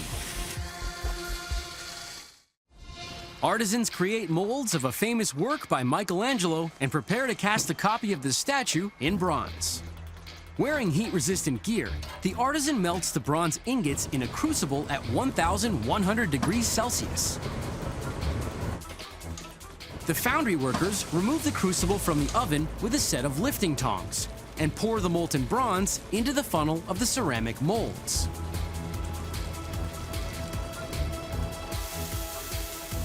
Once the molds are filled, they bury them in sand to slowly cool. Once the bronze has hardened, workers crack open the ceramic shell and release the bronze head and torso of the statue. The process is repeated for the bottom half of the sculpture. The spruing that channeled the molten bronze into the cast is cut off. A worker then welds both halves of the statue together.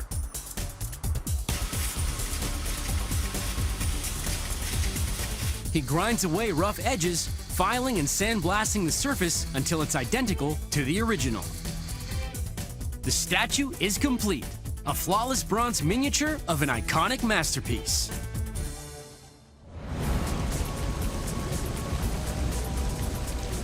Modern technology and ancient techniques have come together to reimagine a tapped-out bathroom fixture into a work of art.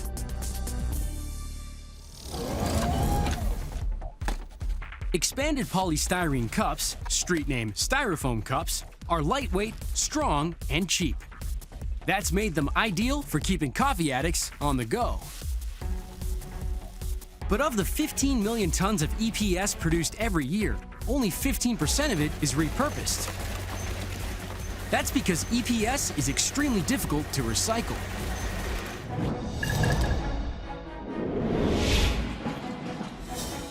Now, Polysource Manufacturing in Piqua, USA, take in hundreds of tons of discarded styrofoam and break it back down, creating street-smart solutions that can save you from a major headache. Styrofoam cups are reformed into bicycle helmets. The workers at Polysource grind, compress, and recycle styrofoam into a reusable raw material. Styrofoam cups are made from tiny 3mm beads of polystyrene. The beads are steamed at 200 degrees Celsius, which causes pentene gas to escape. Air fills the gap, expanding the polystyrene pellets to 40 times their size. The beads, which are 95% air, are then pressed into molds the shape of cups. Turning cups into helmets starts by turning styrofoam back into polystyrene beads. A worker empties the cups into a hopper. A twin-shaft shredder chops the cups into chunks, which feed into a compactor.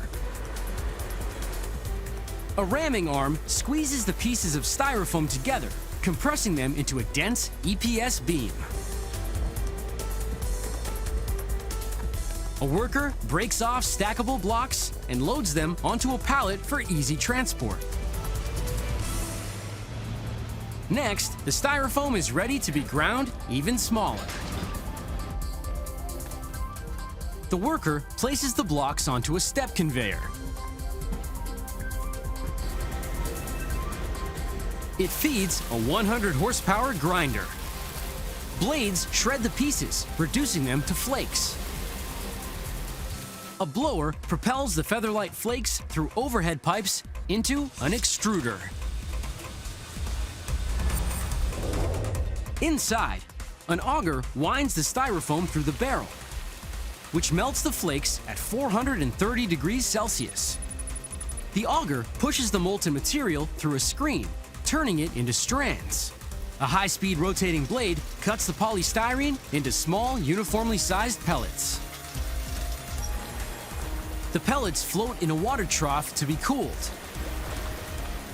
They land in a warm air dryer and drop into a 500-kilogram bin. Styrofoam cups have been crushed, shredded, and processed into polystyrene pellets, tiny building blocks that will be reconstructed into protective headgear. The pellets are shaped, popped, and pressed into bicycle helmets. Workers at Polysource grind styrofoam cups into flakes and run them through an extruder to reconstitute them into polystyrene pellets.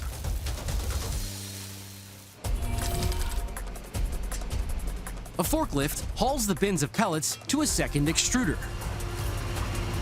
Inside, the pellets are melted and blended with a black colorant. A proprietary expanding agent is added that will puff the pellets back into styrofoam. The heated screw pushes the molten material through a die plate. The compound comes out as long black strands. They snake through a cooling water bath. A blade slices the strands into 1 by 4 millimeter beads, which tumble into 1,000-kilogram hoppers.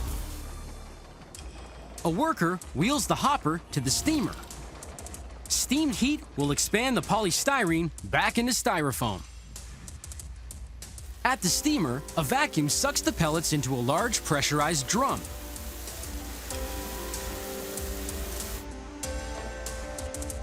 Jets of steam engulf the polystyrene beads. The steamer acts like an industrial-sized popcorn popper. 200 degrees Celsius heat causes the expanding agent in the pellets to escape and replaces it with air, inflating the pellets like popcorn, which grow to almost 40 times their original size. The inflated styrofoam floats into a hopper, ready to be reformed into a bike helmet. A worker hooks the hopper to an injection mold and pipes the hot pellets into the machine. A worker loads the helmet's plastic shell into one side of the mold.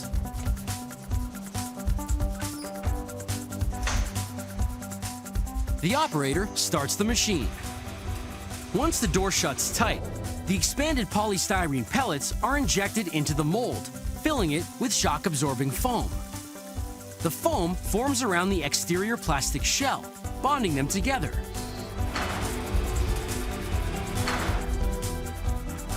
The worker then removes the foam-injected helmet. A weight test confirms that the styrofoam inserts are the right density to protect the cyclist in case of a fall. The worker adds strips of padding and clips on a chin strap. This helmet is road ready. Old styrofoam cups that kept your coffee hot have been reformed and repurposed into a cool new helmet that will keep you safe on the street. That's using your head. Mangoes are the most popular fruit in the world. About 45 million tons of the tropical fruit are produced every year. They're delicious to eat, but tough to time. Wait till they're ripe, and they risk getting soft and getting tossed. So tons of the tangy fruit never make it to the table. Now, an inventive startup in the Netherlands is taking steps to turn mangoes gone bad into something good. Every year, Fruit Leather Rotterdam takes tons of rotten mangoes and other fruit and turns it into a treat for your feet. Mangoes are cobbled into sneakers. In Fruit Leather Rotterdam's plant, fruit tanners mash, boil, and dry mango fiber into sheets of durable material. To process fiber, the mangoes first have to be mashed. Shipments of food waste land at the loading dock. A worker carries buckets of the rotting mangoes into the workshop and pulls out the pits. Then he empties the pulp and skins into an oversized food processor to chew the mango chunks down into a smooth puree. He passes it through the mixer several times to achieve the right consistency. Now the mango mush needs to be cooked down. The worker pours the puree into a cooker, blends in a binding agent, and turns up the heat. Slow cooking the mango prevents fermentation and kills off any bacteria in the fruit. The puree is reduced to a sticky paste.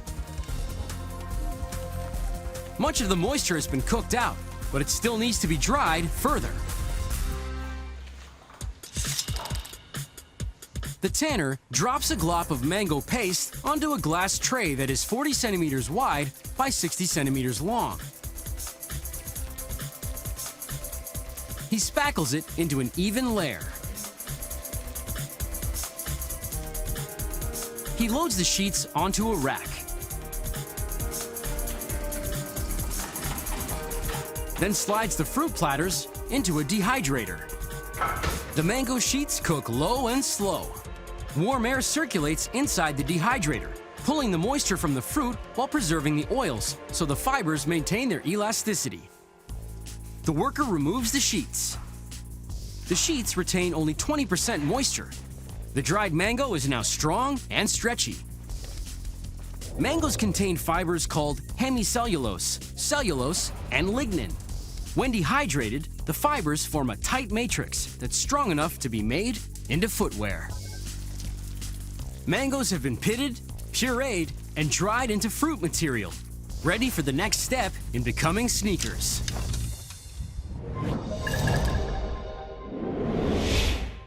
The Stahl Company, in the heart of Walwick, Netherlands, treats fruit material to try to make it as waterproof and weatherproof as conventional leather.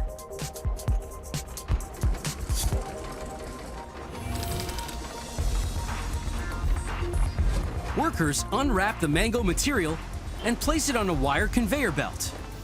The belt slides the sheets into a glass-walled coating cabin. Inside the spray booth, rotating nozzles shower the fruit material with a mist of preservatives and waterproofing agents. The spray permeates the sheets. The staggered wired surface allows for maximum saturation. Once they're soaked on one side, workers hang the sheets on drying rungs. Then, they flip them over and feed them back into the coating cabin for another round. The mango sheets are dry and watertight and ready for the leather look. The worker chooses a patterned press plate. He positions the stamp into a press and inserts the mango sheet.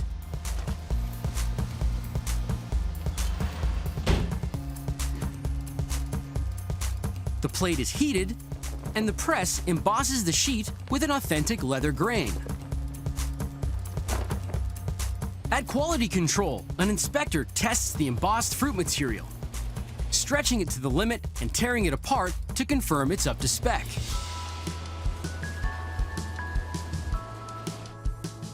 It's now ready to be cobbled into a shoe. Shoemakers cut, stitch, and craft the fruit material into plant-based sneakers. In the Netherlands, fruit tanners mash, press, and dry rotting mangoes, processing them into resilient sheets of fruit material. The sheets arrive at the footwearists, where cobblers will cut, sew, and shape the mango material into stylish sneakers. Step 2 of creation is cutting. A shoemaker uses a pattern to cut the embossed material into the top of the shoe called the upper. To cobble a shoe together, the upper part of the sneaker is cut and sewn into shape. Eyelets are punched along the edges where the laces are strung. An insole is nailed to the bottom, then glued onto the sole. At the sewing machine, a seamstress stitches the shoe's upper. She tests the shape and size of the upper by placing it on a foot-shaped block called a last.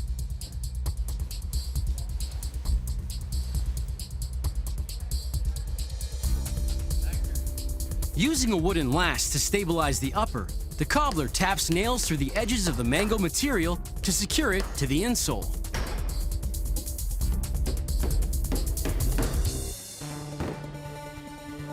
Then he applies shoe cement along the inside rim of a cushiony rubber sole. He fits the insole into it to glue the two halves together. The shoemaker punches eyelets for the laces into a separate strip of mango material. Back at the sewing machine, the eyelets and upper are stitched together to finish the sneaker. These shoes are ready to hit the ground running. Rotten mangoes have been pureed, processed, and tanned into fruit material, turning food waste into footwear. Now that's what I call a sweet pair of kicks.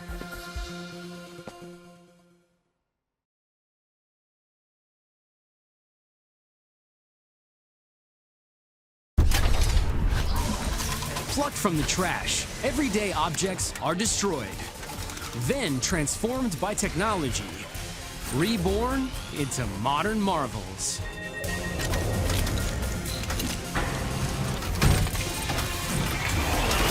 Radiators heat up into bathtubs.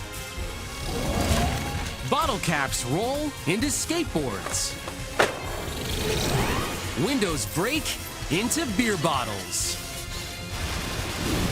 These are the things that are made by destruction. We've been heating our homes with hot water radiators for about 150 years. The water circulates through the cast iron fins, which retain the heat and radiate a warm, even temperature. But old school radiators are heavyweight space hogs. And slimline steel models and forced air gas are making the old rads obsolete. Now a company in Wisconsin has come up with a cool way for scrapped radiators to still keep you warm without ever leaving the house.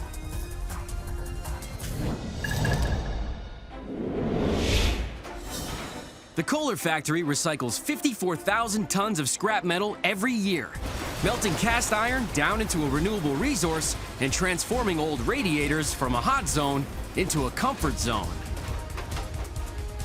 Cast-off radiators are recast into luxury bathtubs.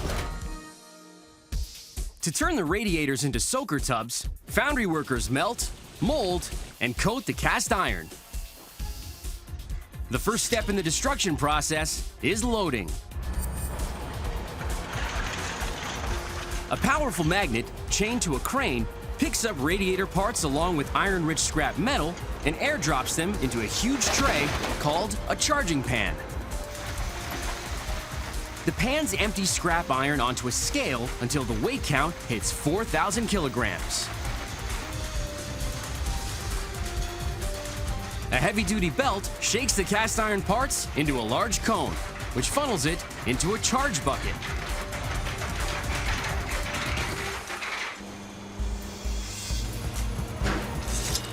A crane carries the charge bucket across the foundry and lowers it into the mouth of a 2.5-meter wide induction furnace.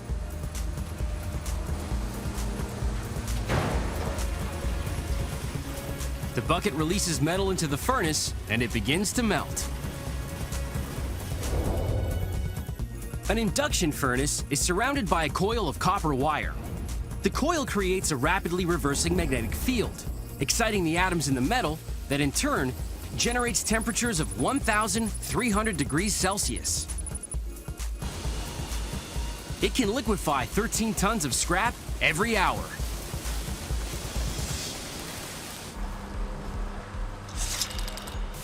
Next, a high-capacity ladle hovers over the rear of the furnace. Hydraulic arms tip the furnace, channeling 9-ton batches of hot cast iron into the suspended ladle. An overhead trolley moves the molten iron to a holding furnace, where it maintains the temperature before the casting can begin.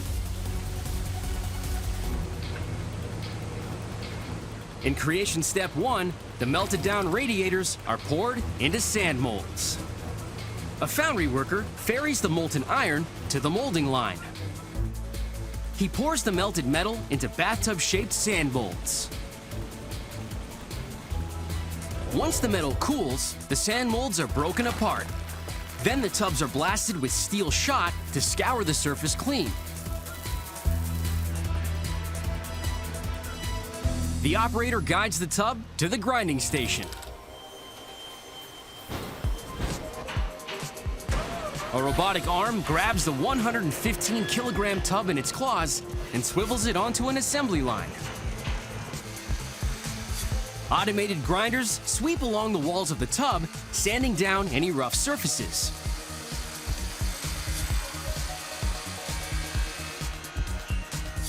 "65 bathtubs per hour pass through the grinder gauntlet."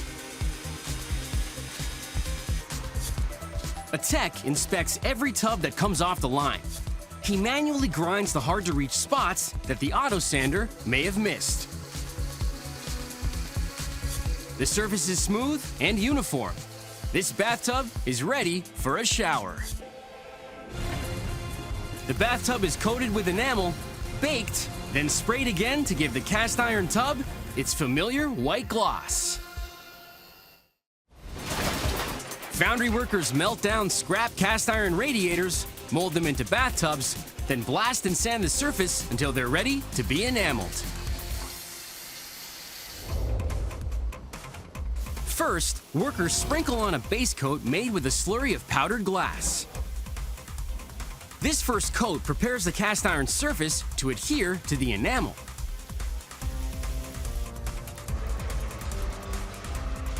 An operator wheels the tub into an oven where the undercoat bakes at 900 degrees Celsius for 10 to 12 minutes.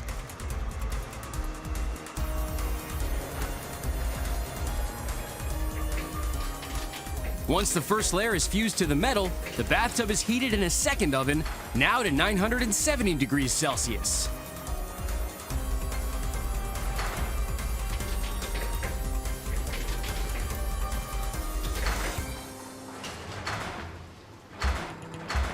A forklift pulls the red-hot tub out of the oven and loads it onto a manipulator. While the manipulator's hydraulic cradle swivels and rotates the ultra-hot bathtub, a worker sprinkles it with enamel. He uses a sieve with an air vibrator to ensure even coverage. Enamel is a mix of silica and quartz. When it makes contact with the hot surface of the tub, enamel melts and bonds on contact, instantly forming a glassy, durable coating.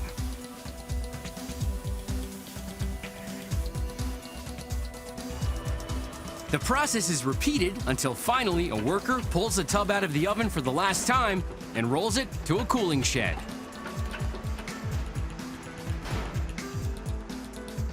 Now that it's cool and dry, it's ready to get warm and wet in households around the world. The radiators that once kept your living room warm have moved to the bathroom. Melted, molded, and recast as a luxurious bathtub. So you can soak for hours in a tub that will last for generations and turn every day into a spa day. Worldwide, 1 million plastic beverage bottles are bought every minute. That means about 20,000 plastic caps are twisted off a bottle every second. All that plastic inspired an Amsterdam company to turn them into a street-smart ride.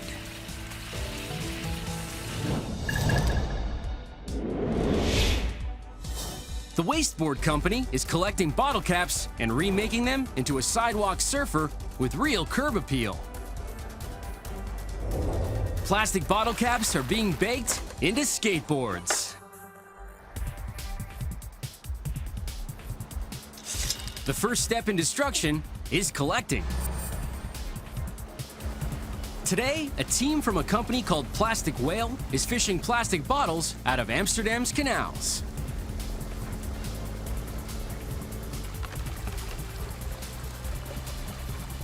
They trap the bobbing bottles in their nets.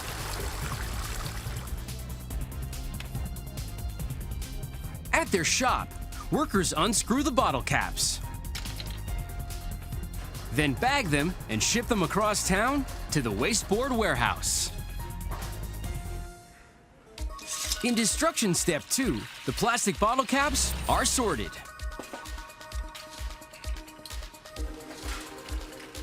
At the wasteboard shop, a worker separates the white plastic caps from the colored ones and sets them aside.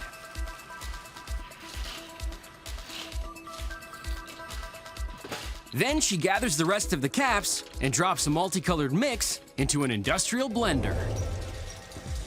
Inside the blender, sharp blades cut the plastic caps into smaller and smaller pieces. The result? Multicolored confetti-like shredded plastic. Discarded bottle caps have been fished out of canals, sorted, and shredded. Plastic bottle caps are transformed into a one-of-a-kind ride. Plastic bottle caps have been tossed out, fished out, and sorted out into a raw material ready to be baked into a skateboard deck. A craftsperson measures out scoops of shredded bottle caps. Then, a worker clips 2 non-stick plastic sheets to the inside of a pan. He pours the vivid plastic shred into the pan and levels it off.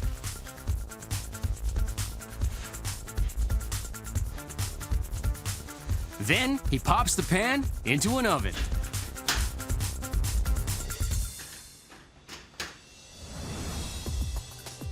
Once the first layer is melted, the pan is ready for its second coat. A worker covers the pan in white caps and distributes them evenly.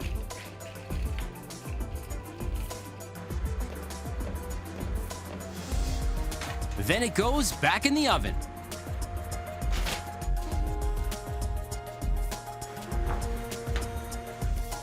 While the white layer is still warm and gooey, the worker dots the surface with colored caps to create an eye-catching pattern.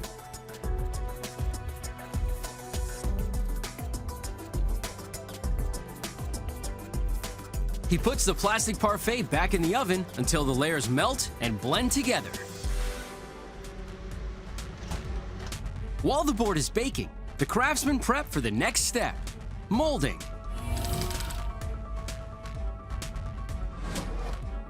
They preheat a steel mold, draping it in a thermal blanket to trap the heat.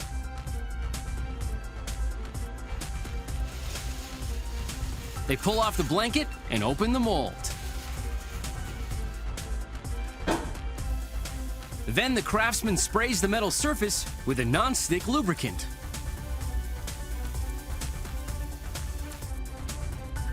The workers pull the pan of triple-layered bottle cap bake from the oven and lay it on the table.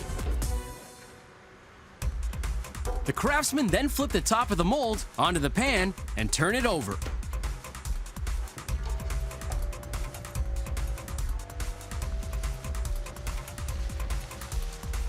Then they cover the mold and screw it down tight.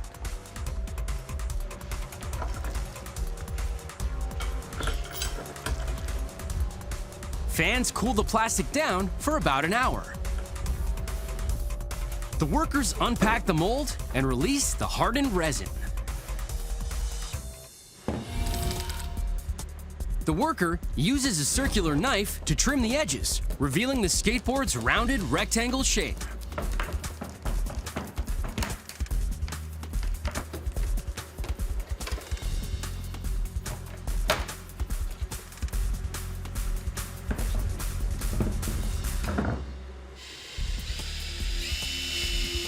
Then, the worker drills holes in the resin for the axle and wheel hardware called trucks. He pushes screws through the deck. Then, bolts on the trucks and locks them tight with a power drill. Once the wheels are secured, this wasteboard is ready to roll.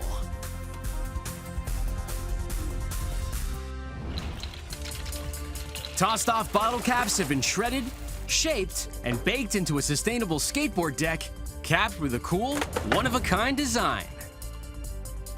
And with billions of discarded plastic caps lying around, everybody can get on board. It's crystal clear. Glass gives us a window on our modern world. Every year, glass makers produce over 9 billion square meters of flat glass, enough to make a window pane slightly larger than Puerto Rico. While glass isn't unbreakable, it's endlessly recyclable.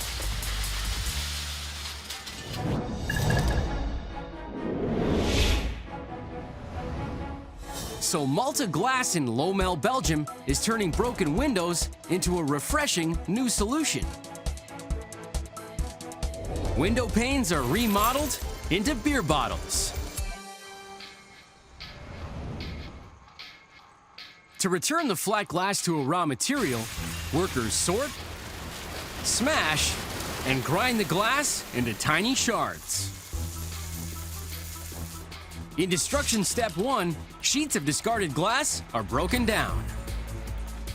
A truck dumps a load of cracked window glass into the factory yard, which shatters on impact. Some of the windows that arrive at the plant are encased in wood and plastic framing that needs to be removed. A front loader scoops up the glass and shovels it into a drum sieve. Inside the mesh drum, the tumbling glass slams into spiral fins, which break it up and separate the glass from the frames. The glass pieces fall through the grated sides. Large chunks of plastic and metal debris land on a conveyor belt that chucks it onto a pile.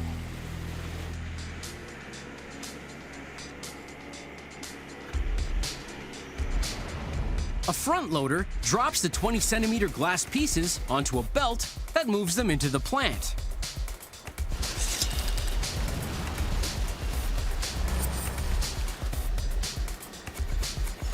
Inspectors pick off bits of paper, plastic, or metal that made it through the sieve.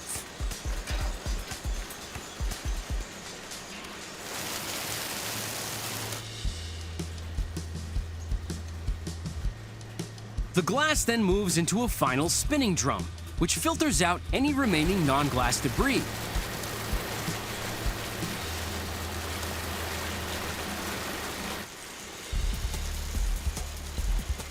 What's left are pure glass shards called cullets. They rain down onto a conveyor and cascade into a bin at the end of the line. Broken windows have been shattered into cullets. Recycled glass that's one step from a hot furnace and on its way to bottling a cold beer.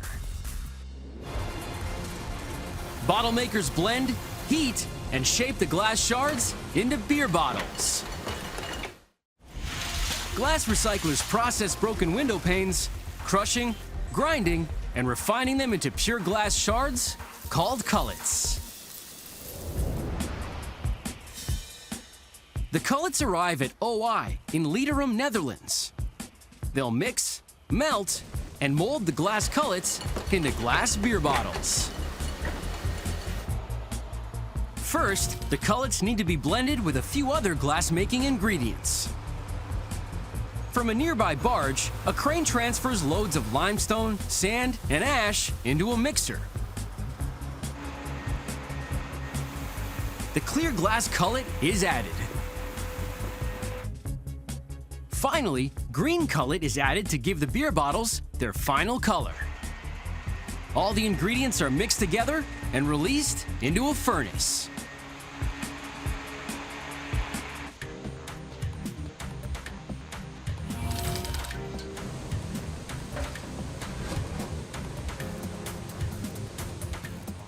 A glass worker uses a temperature gun to check that the furnace is blazing at 1,550 degrees Celsius, which is hotter than volcanic lava. It takes 24 hours to liquefy the ingredients into molten glass. At a molecular level, glass is like a cross between a liquid and a solid, with some of the crystalline order of a solid and some of the molecular randomness of a liquid.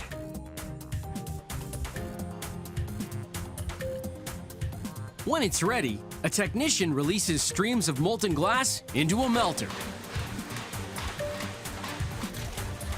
A blade portions off fist-sized globs of glass, which land in a refiner.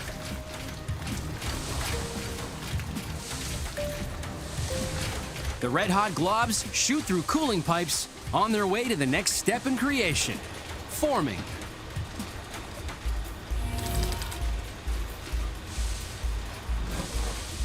The molten glass lands in a blow mold the shape of an upside-down beer bottle.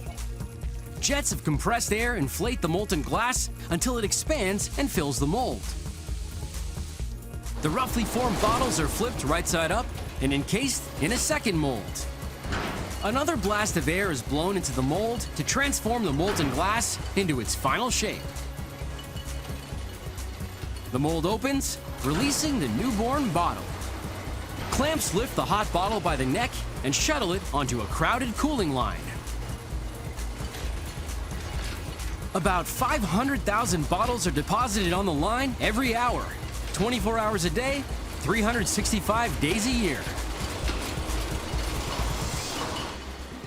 The run of bottles speeds towards the last phase of production. The bottles travel through a layer, passing through controlled temperature zones so they cool slowly. This tempers the glass and prevents it from cracking. The cool bottles exit the layer. They're now a familiar translucent green.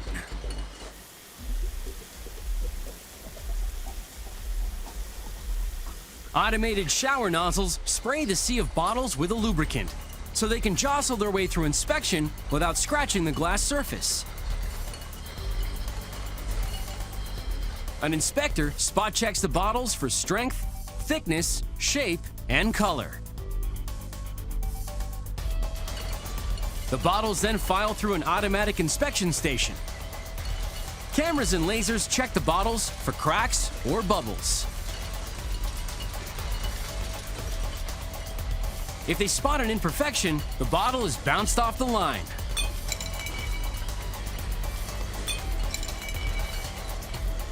After passing inspection, the bottles collect on pallets. A machine lifts the pallets and stacks them into towers 4,000 bottles high. A machine wraps the towers in plastic and readies them for shipment to the brewery.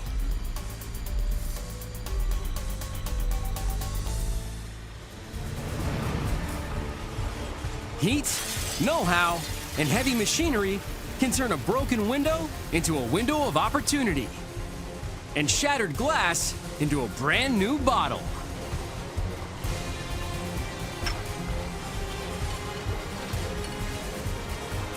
The answer is clear. A good idea, like a good beer, is worth bottling.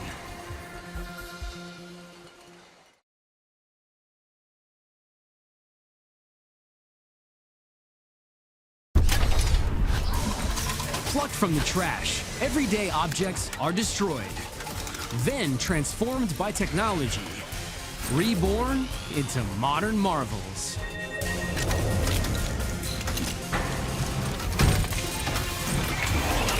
Truck tires flatten into floor tiles. Coffee beans brew into coffee pods. And skateboards flip into wristwatches. These are the things that are made by destruction. Mining truck tires can carry up to 4 tons of weight on rocky, uneven terrain. So it's no wonder that after thousands of kilometers, even these hard-wearing tires need to be retired. Aside from making the world's biggest swing, these monster truck tires still have plenty of use to spare.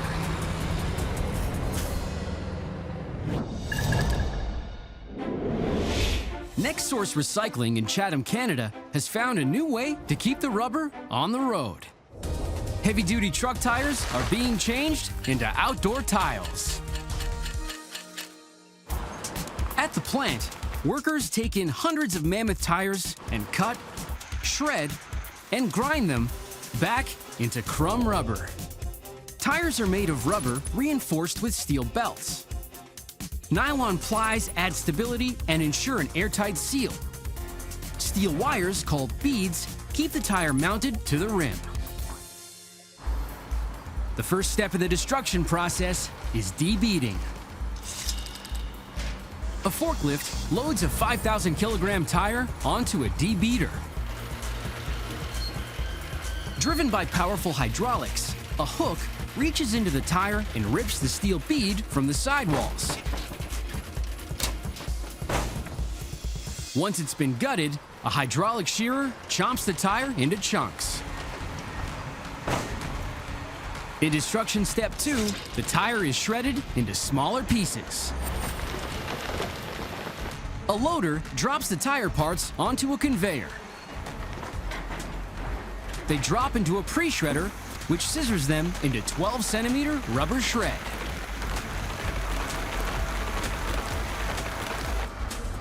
The rubber rolls into a rotating drum sieve, which screens out the steel and nylon debris.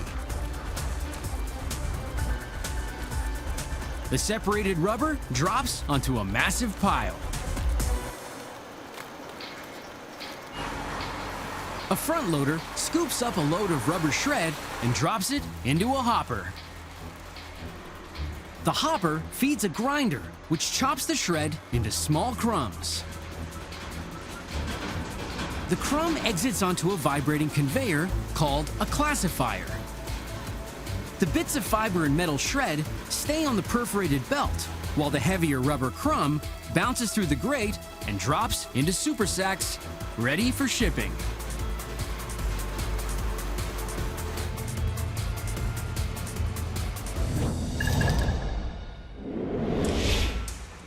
New Rubber Technologies in Tilbury, Canada, processes tons of recycled rubber crumb every year.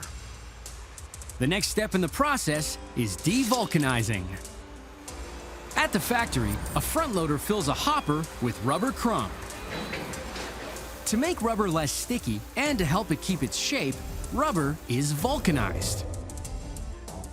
Sulfur is added to the rubber, which creates crosslinks between individual polymer chains. To recycle the rubber, these links need to be broken. A worker adds a proprietary additive. When combined with shear force, it will devulcanize the ground-up tires. An industrial mixer blends the crumb with the additive, triggering it to break the links in the polymer chains that harden the rubber in the first place. The naturalized rubber comes out in fluffy clumps. A conveyor transports the material to the end of the line and drops it into a bin.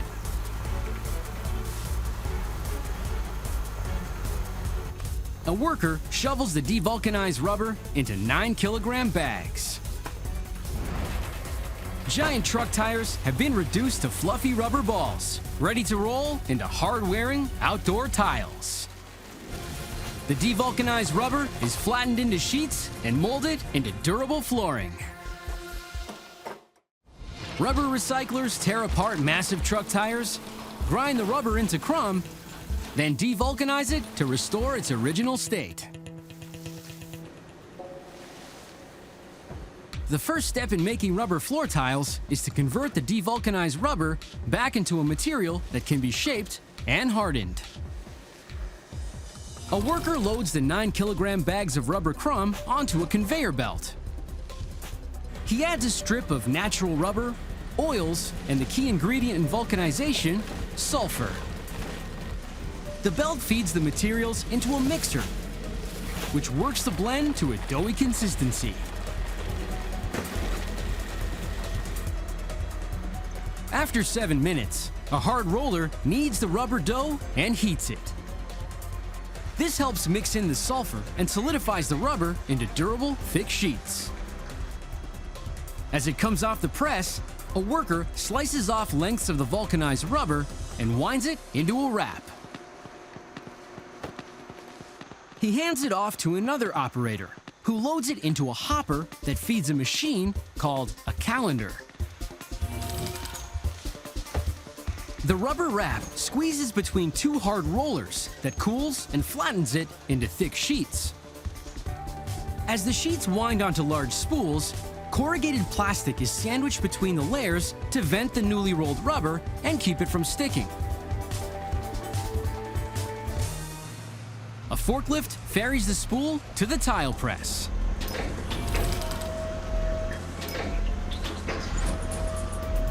First, a worker drapes the rubber sheet on a table and peels away the plastic coating.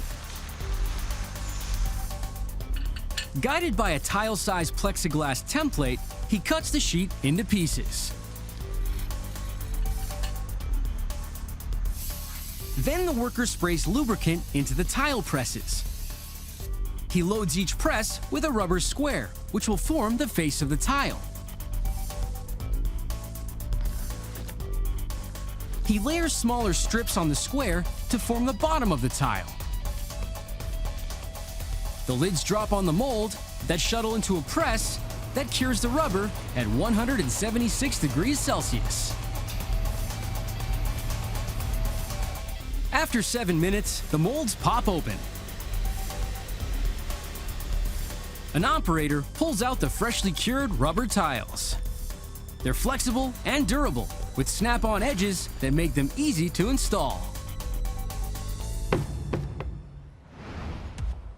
Decommissioned truck tires are back on the ground, gutted, shredded, and rolled into a patio floor tile that's weatherproof, comfortable, and easy to clean. Proving there's more than one way to change a tire.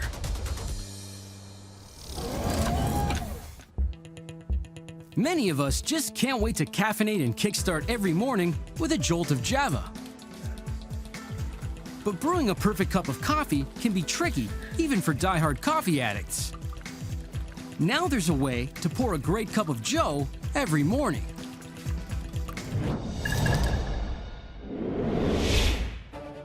Club Coffee in Rexdale, Canada doesn't just roast coffee beans.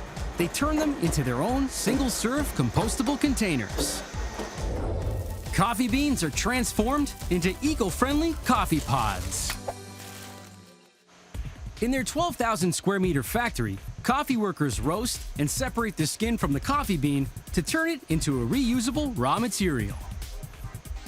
The first step in removing the skins is roasting the beans. A load of green coffee beans drop into the roaster that heats to just over 200 degrees Celsius. The skin or chaff of a coffee bean is a strong husk that protects the bean. When heat is applied, the skin becomes brittle and falls off, while the bean turns an aromatic, darkish brown. Fans pipe the chaff into 360 kilogram sacks. A forklift carries the bags for shipment to the next stop in their transformation from coffee skin to coffee pod. Competitive Green Technologies in Leamington, Canada mixes coffee bean chaff with other organic ingredients to make a plastic-like material that's biodegradable. Before they can blend coffee skins with other ingredients, an analyst scoops a sample onto a moisture meter to make sure it's dry. The chaff must contain less than 5% water to combine with other material. The worker hoists the bag of dry coffee bean skins over the mixer and unloads the contents. As the chaff moves along a conveyor belt, 3 proprietary plant-based ingredients drop onto the line. When they're mixed with the chaff, they'll form a resin that's as sturdy and as flexible as plastic, but will naturally decompose over time. The bioblend passes into an extruder.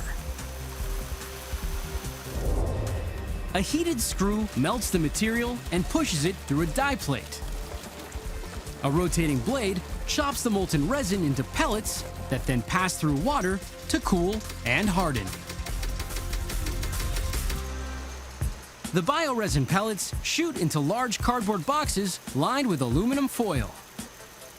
The pellets are now a darker brown from roasting in the hot extruder. 20-ton batches are headed to the next location and the next stop in their transformation. The pellets are melted, molded, and assembled into single-serve coffee pods. Coffee workers roast the beans to remove the chaff, then mix it with plant-based plastics and mold it into pellets. Loads of the pellets land at 4Mark Manufacturing in Oakville, Canada. The company uses bioresins to produce the ring that holds the coffee pod together. The bioplastic shaft ring secures the dome-shaped filter, the paper lid, and the coffee grinds inside. Every part of the pod will break down after use. Step 2 of the creation process is molding. A worker vacuums the pellets into a hopper, which fills an extruder. Inside, the pellets melt into a pliable plastic. The hot coffee chaff pellets move into an injection molding machine. The bioresin is injected at high pressure in a ring mold. Once the resin is cooled, the plates open and eject the rings. The factory produces over 1 million coffee pod rings every day, replacing plastic and aluminum with a product that will hold things together when it needs to and break down when it doesn't. The rings fly off the conveyor belt and drop into boxes. Pellets made from coffee chaff have been melted and formed into compostable rings. The compostable rings ship back to Club Coffee to be assembled into coffee pods. The components come together in a multi-station pod machine. First, a worker empties a bag of rings into a hopper. The rings pass through a sorter, which flips them into position and sends them into 6 moving lanes. A large roll of filter paper threads through the machine. A heated piston pushes the paper into a mold on a rotating drum, shaping it into the domed filter that will hold the coffee grinds. This station processes 180 domes a minute. The pods roll under 6 augers that measure out 11 grams of coffee into each filter. A roll of compostable paper lids, printed with specially manufactured biodegradable ink, feeds into a machine. It punches out the lid and caps the dome. Once the bioresin ring locks everything together, the coffee pods are ready for shipping. Forward-thinking coffee makers have brewed up a great idea: separating the skin of a coffee bean, then mixing and molding it into the world's first compostable coffee pod. So your next single-serve cup of joe isn't just a rich dark brown, it's green too. It might look easy, but pulling off these skateboard moves is no free ride. It takes practice, precision, and time. But all these gnarly tricks mean skateboard decks wear out every few months. Now, a Canadian company called Second Shot is giving old skateboards a second chance. They're turning previously loved skateboards into jewelry that will stand the test of time. Skateboards are transformed into wristwatches. At Second Shot, they strip, laminate, and saw discarded decks to create the new face of a cool timepiece. The first step in the destruction process is selecting. The craftsperson is checking for boards with interesting color patterns in the wood laminate.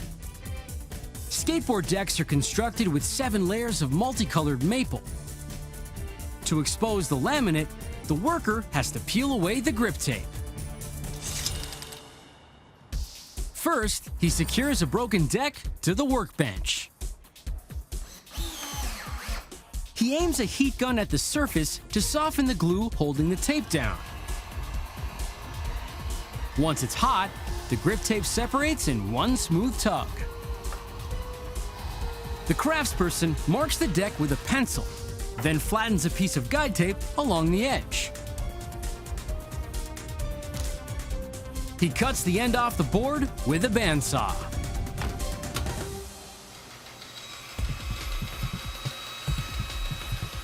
Using the tape as a guide, the worker then cuts the board into narrow strips.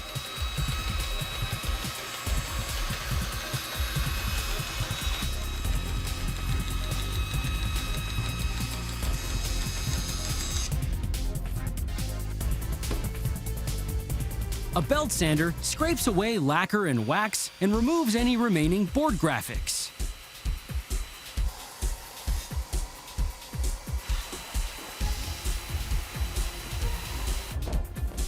Now the strips of skateboard are bonded together. A worker spreads an even coat of glue on the wood strips and stacks them on top of one another. He clamps the stack in a vise, tightening it to compress the pieces together. The worker wipes off the excess glue. Heat speeds up the drying process. After several hours, the stack is cured into a single chunk of laminated maple. Back at the bandsaw, the worker cuts the chunks into small cubes.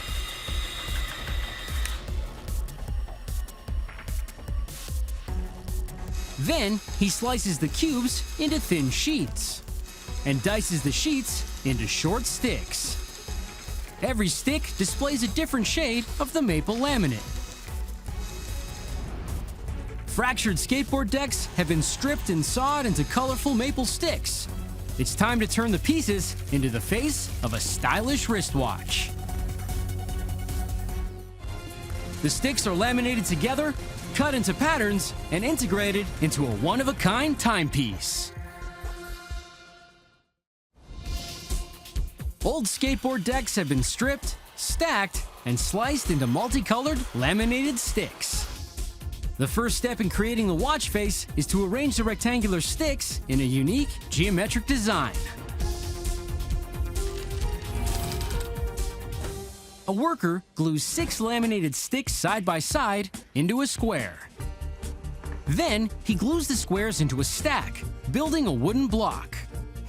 Running it over a belt sander exposes the layered stick's colorful pattern. The worker uses a bandsaw to cut slices off the block. This thin sheet of laminate will become the watch face.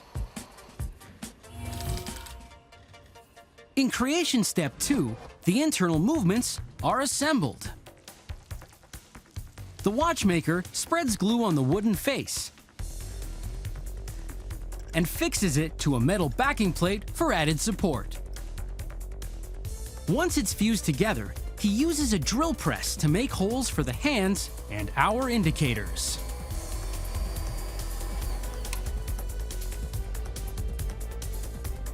The craftsman uses tweezers to delicately drop the indicators into their spots on the dial. He adds a 24-hour clock and the date window.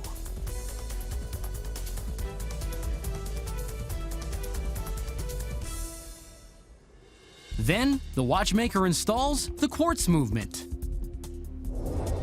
Inside the movement, battery-powered electricity passes through a quartz crystal, causing it to vibrate. The vibrations are converted into 1-second pulses, powering the motorized gears that spin the hands. The watchmaker gently presses the hour and second hands into place.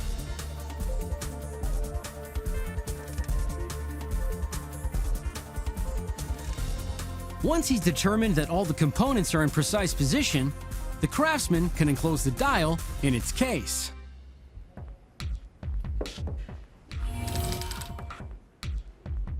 First, he lowers a waterproof gasket over the face.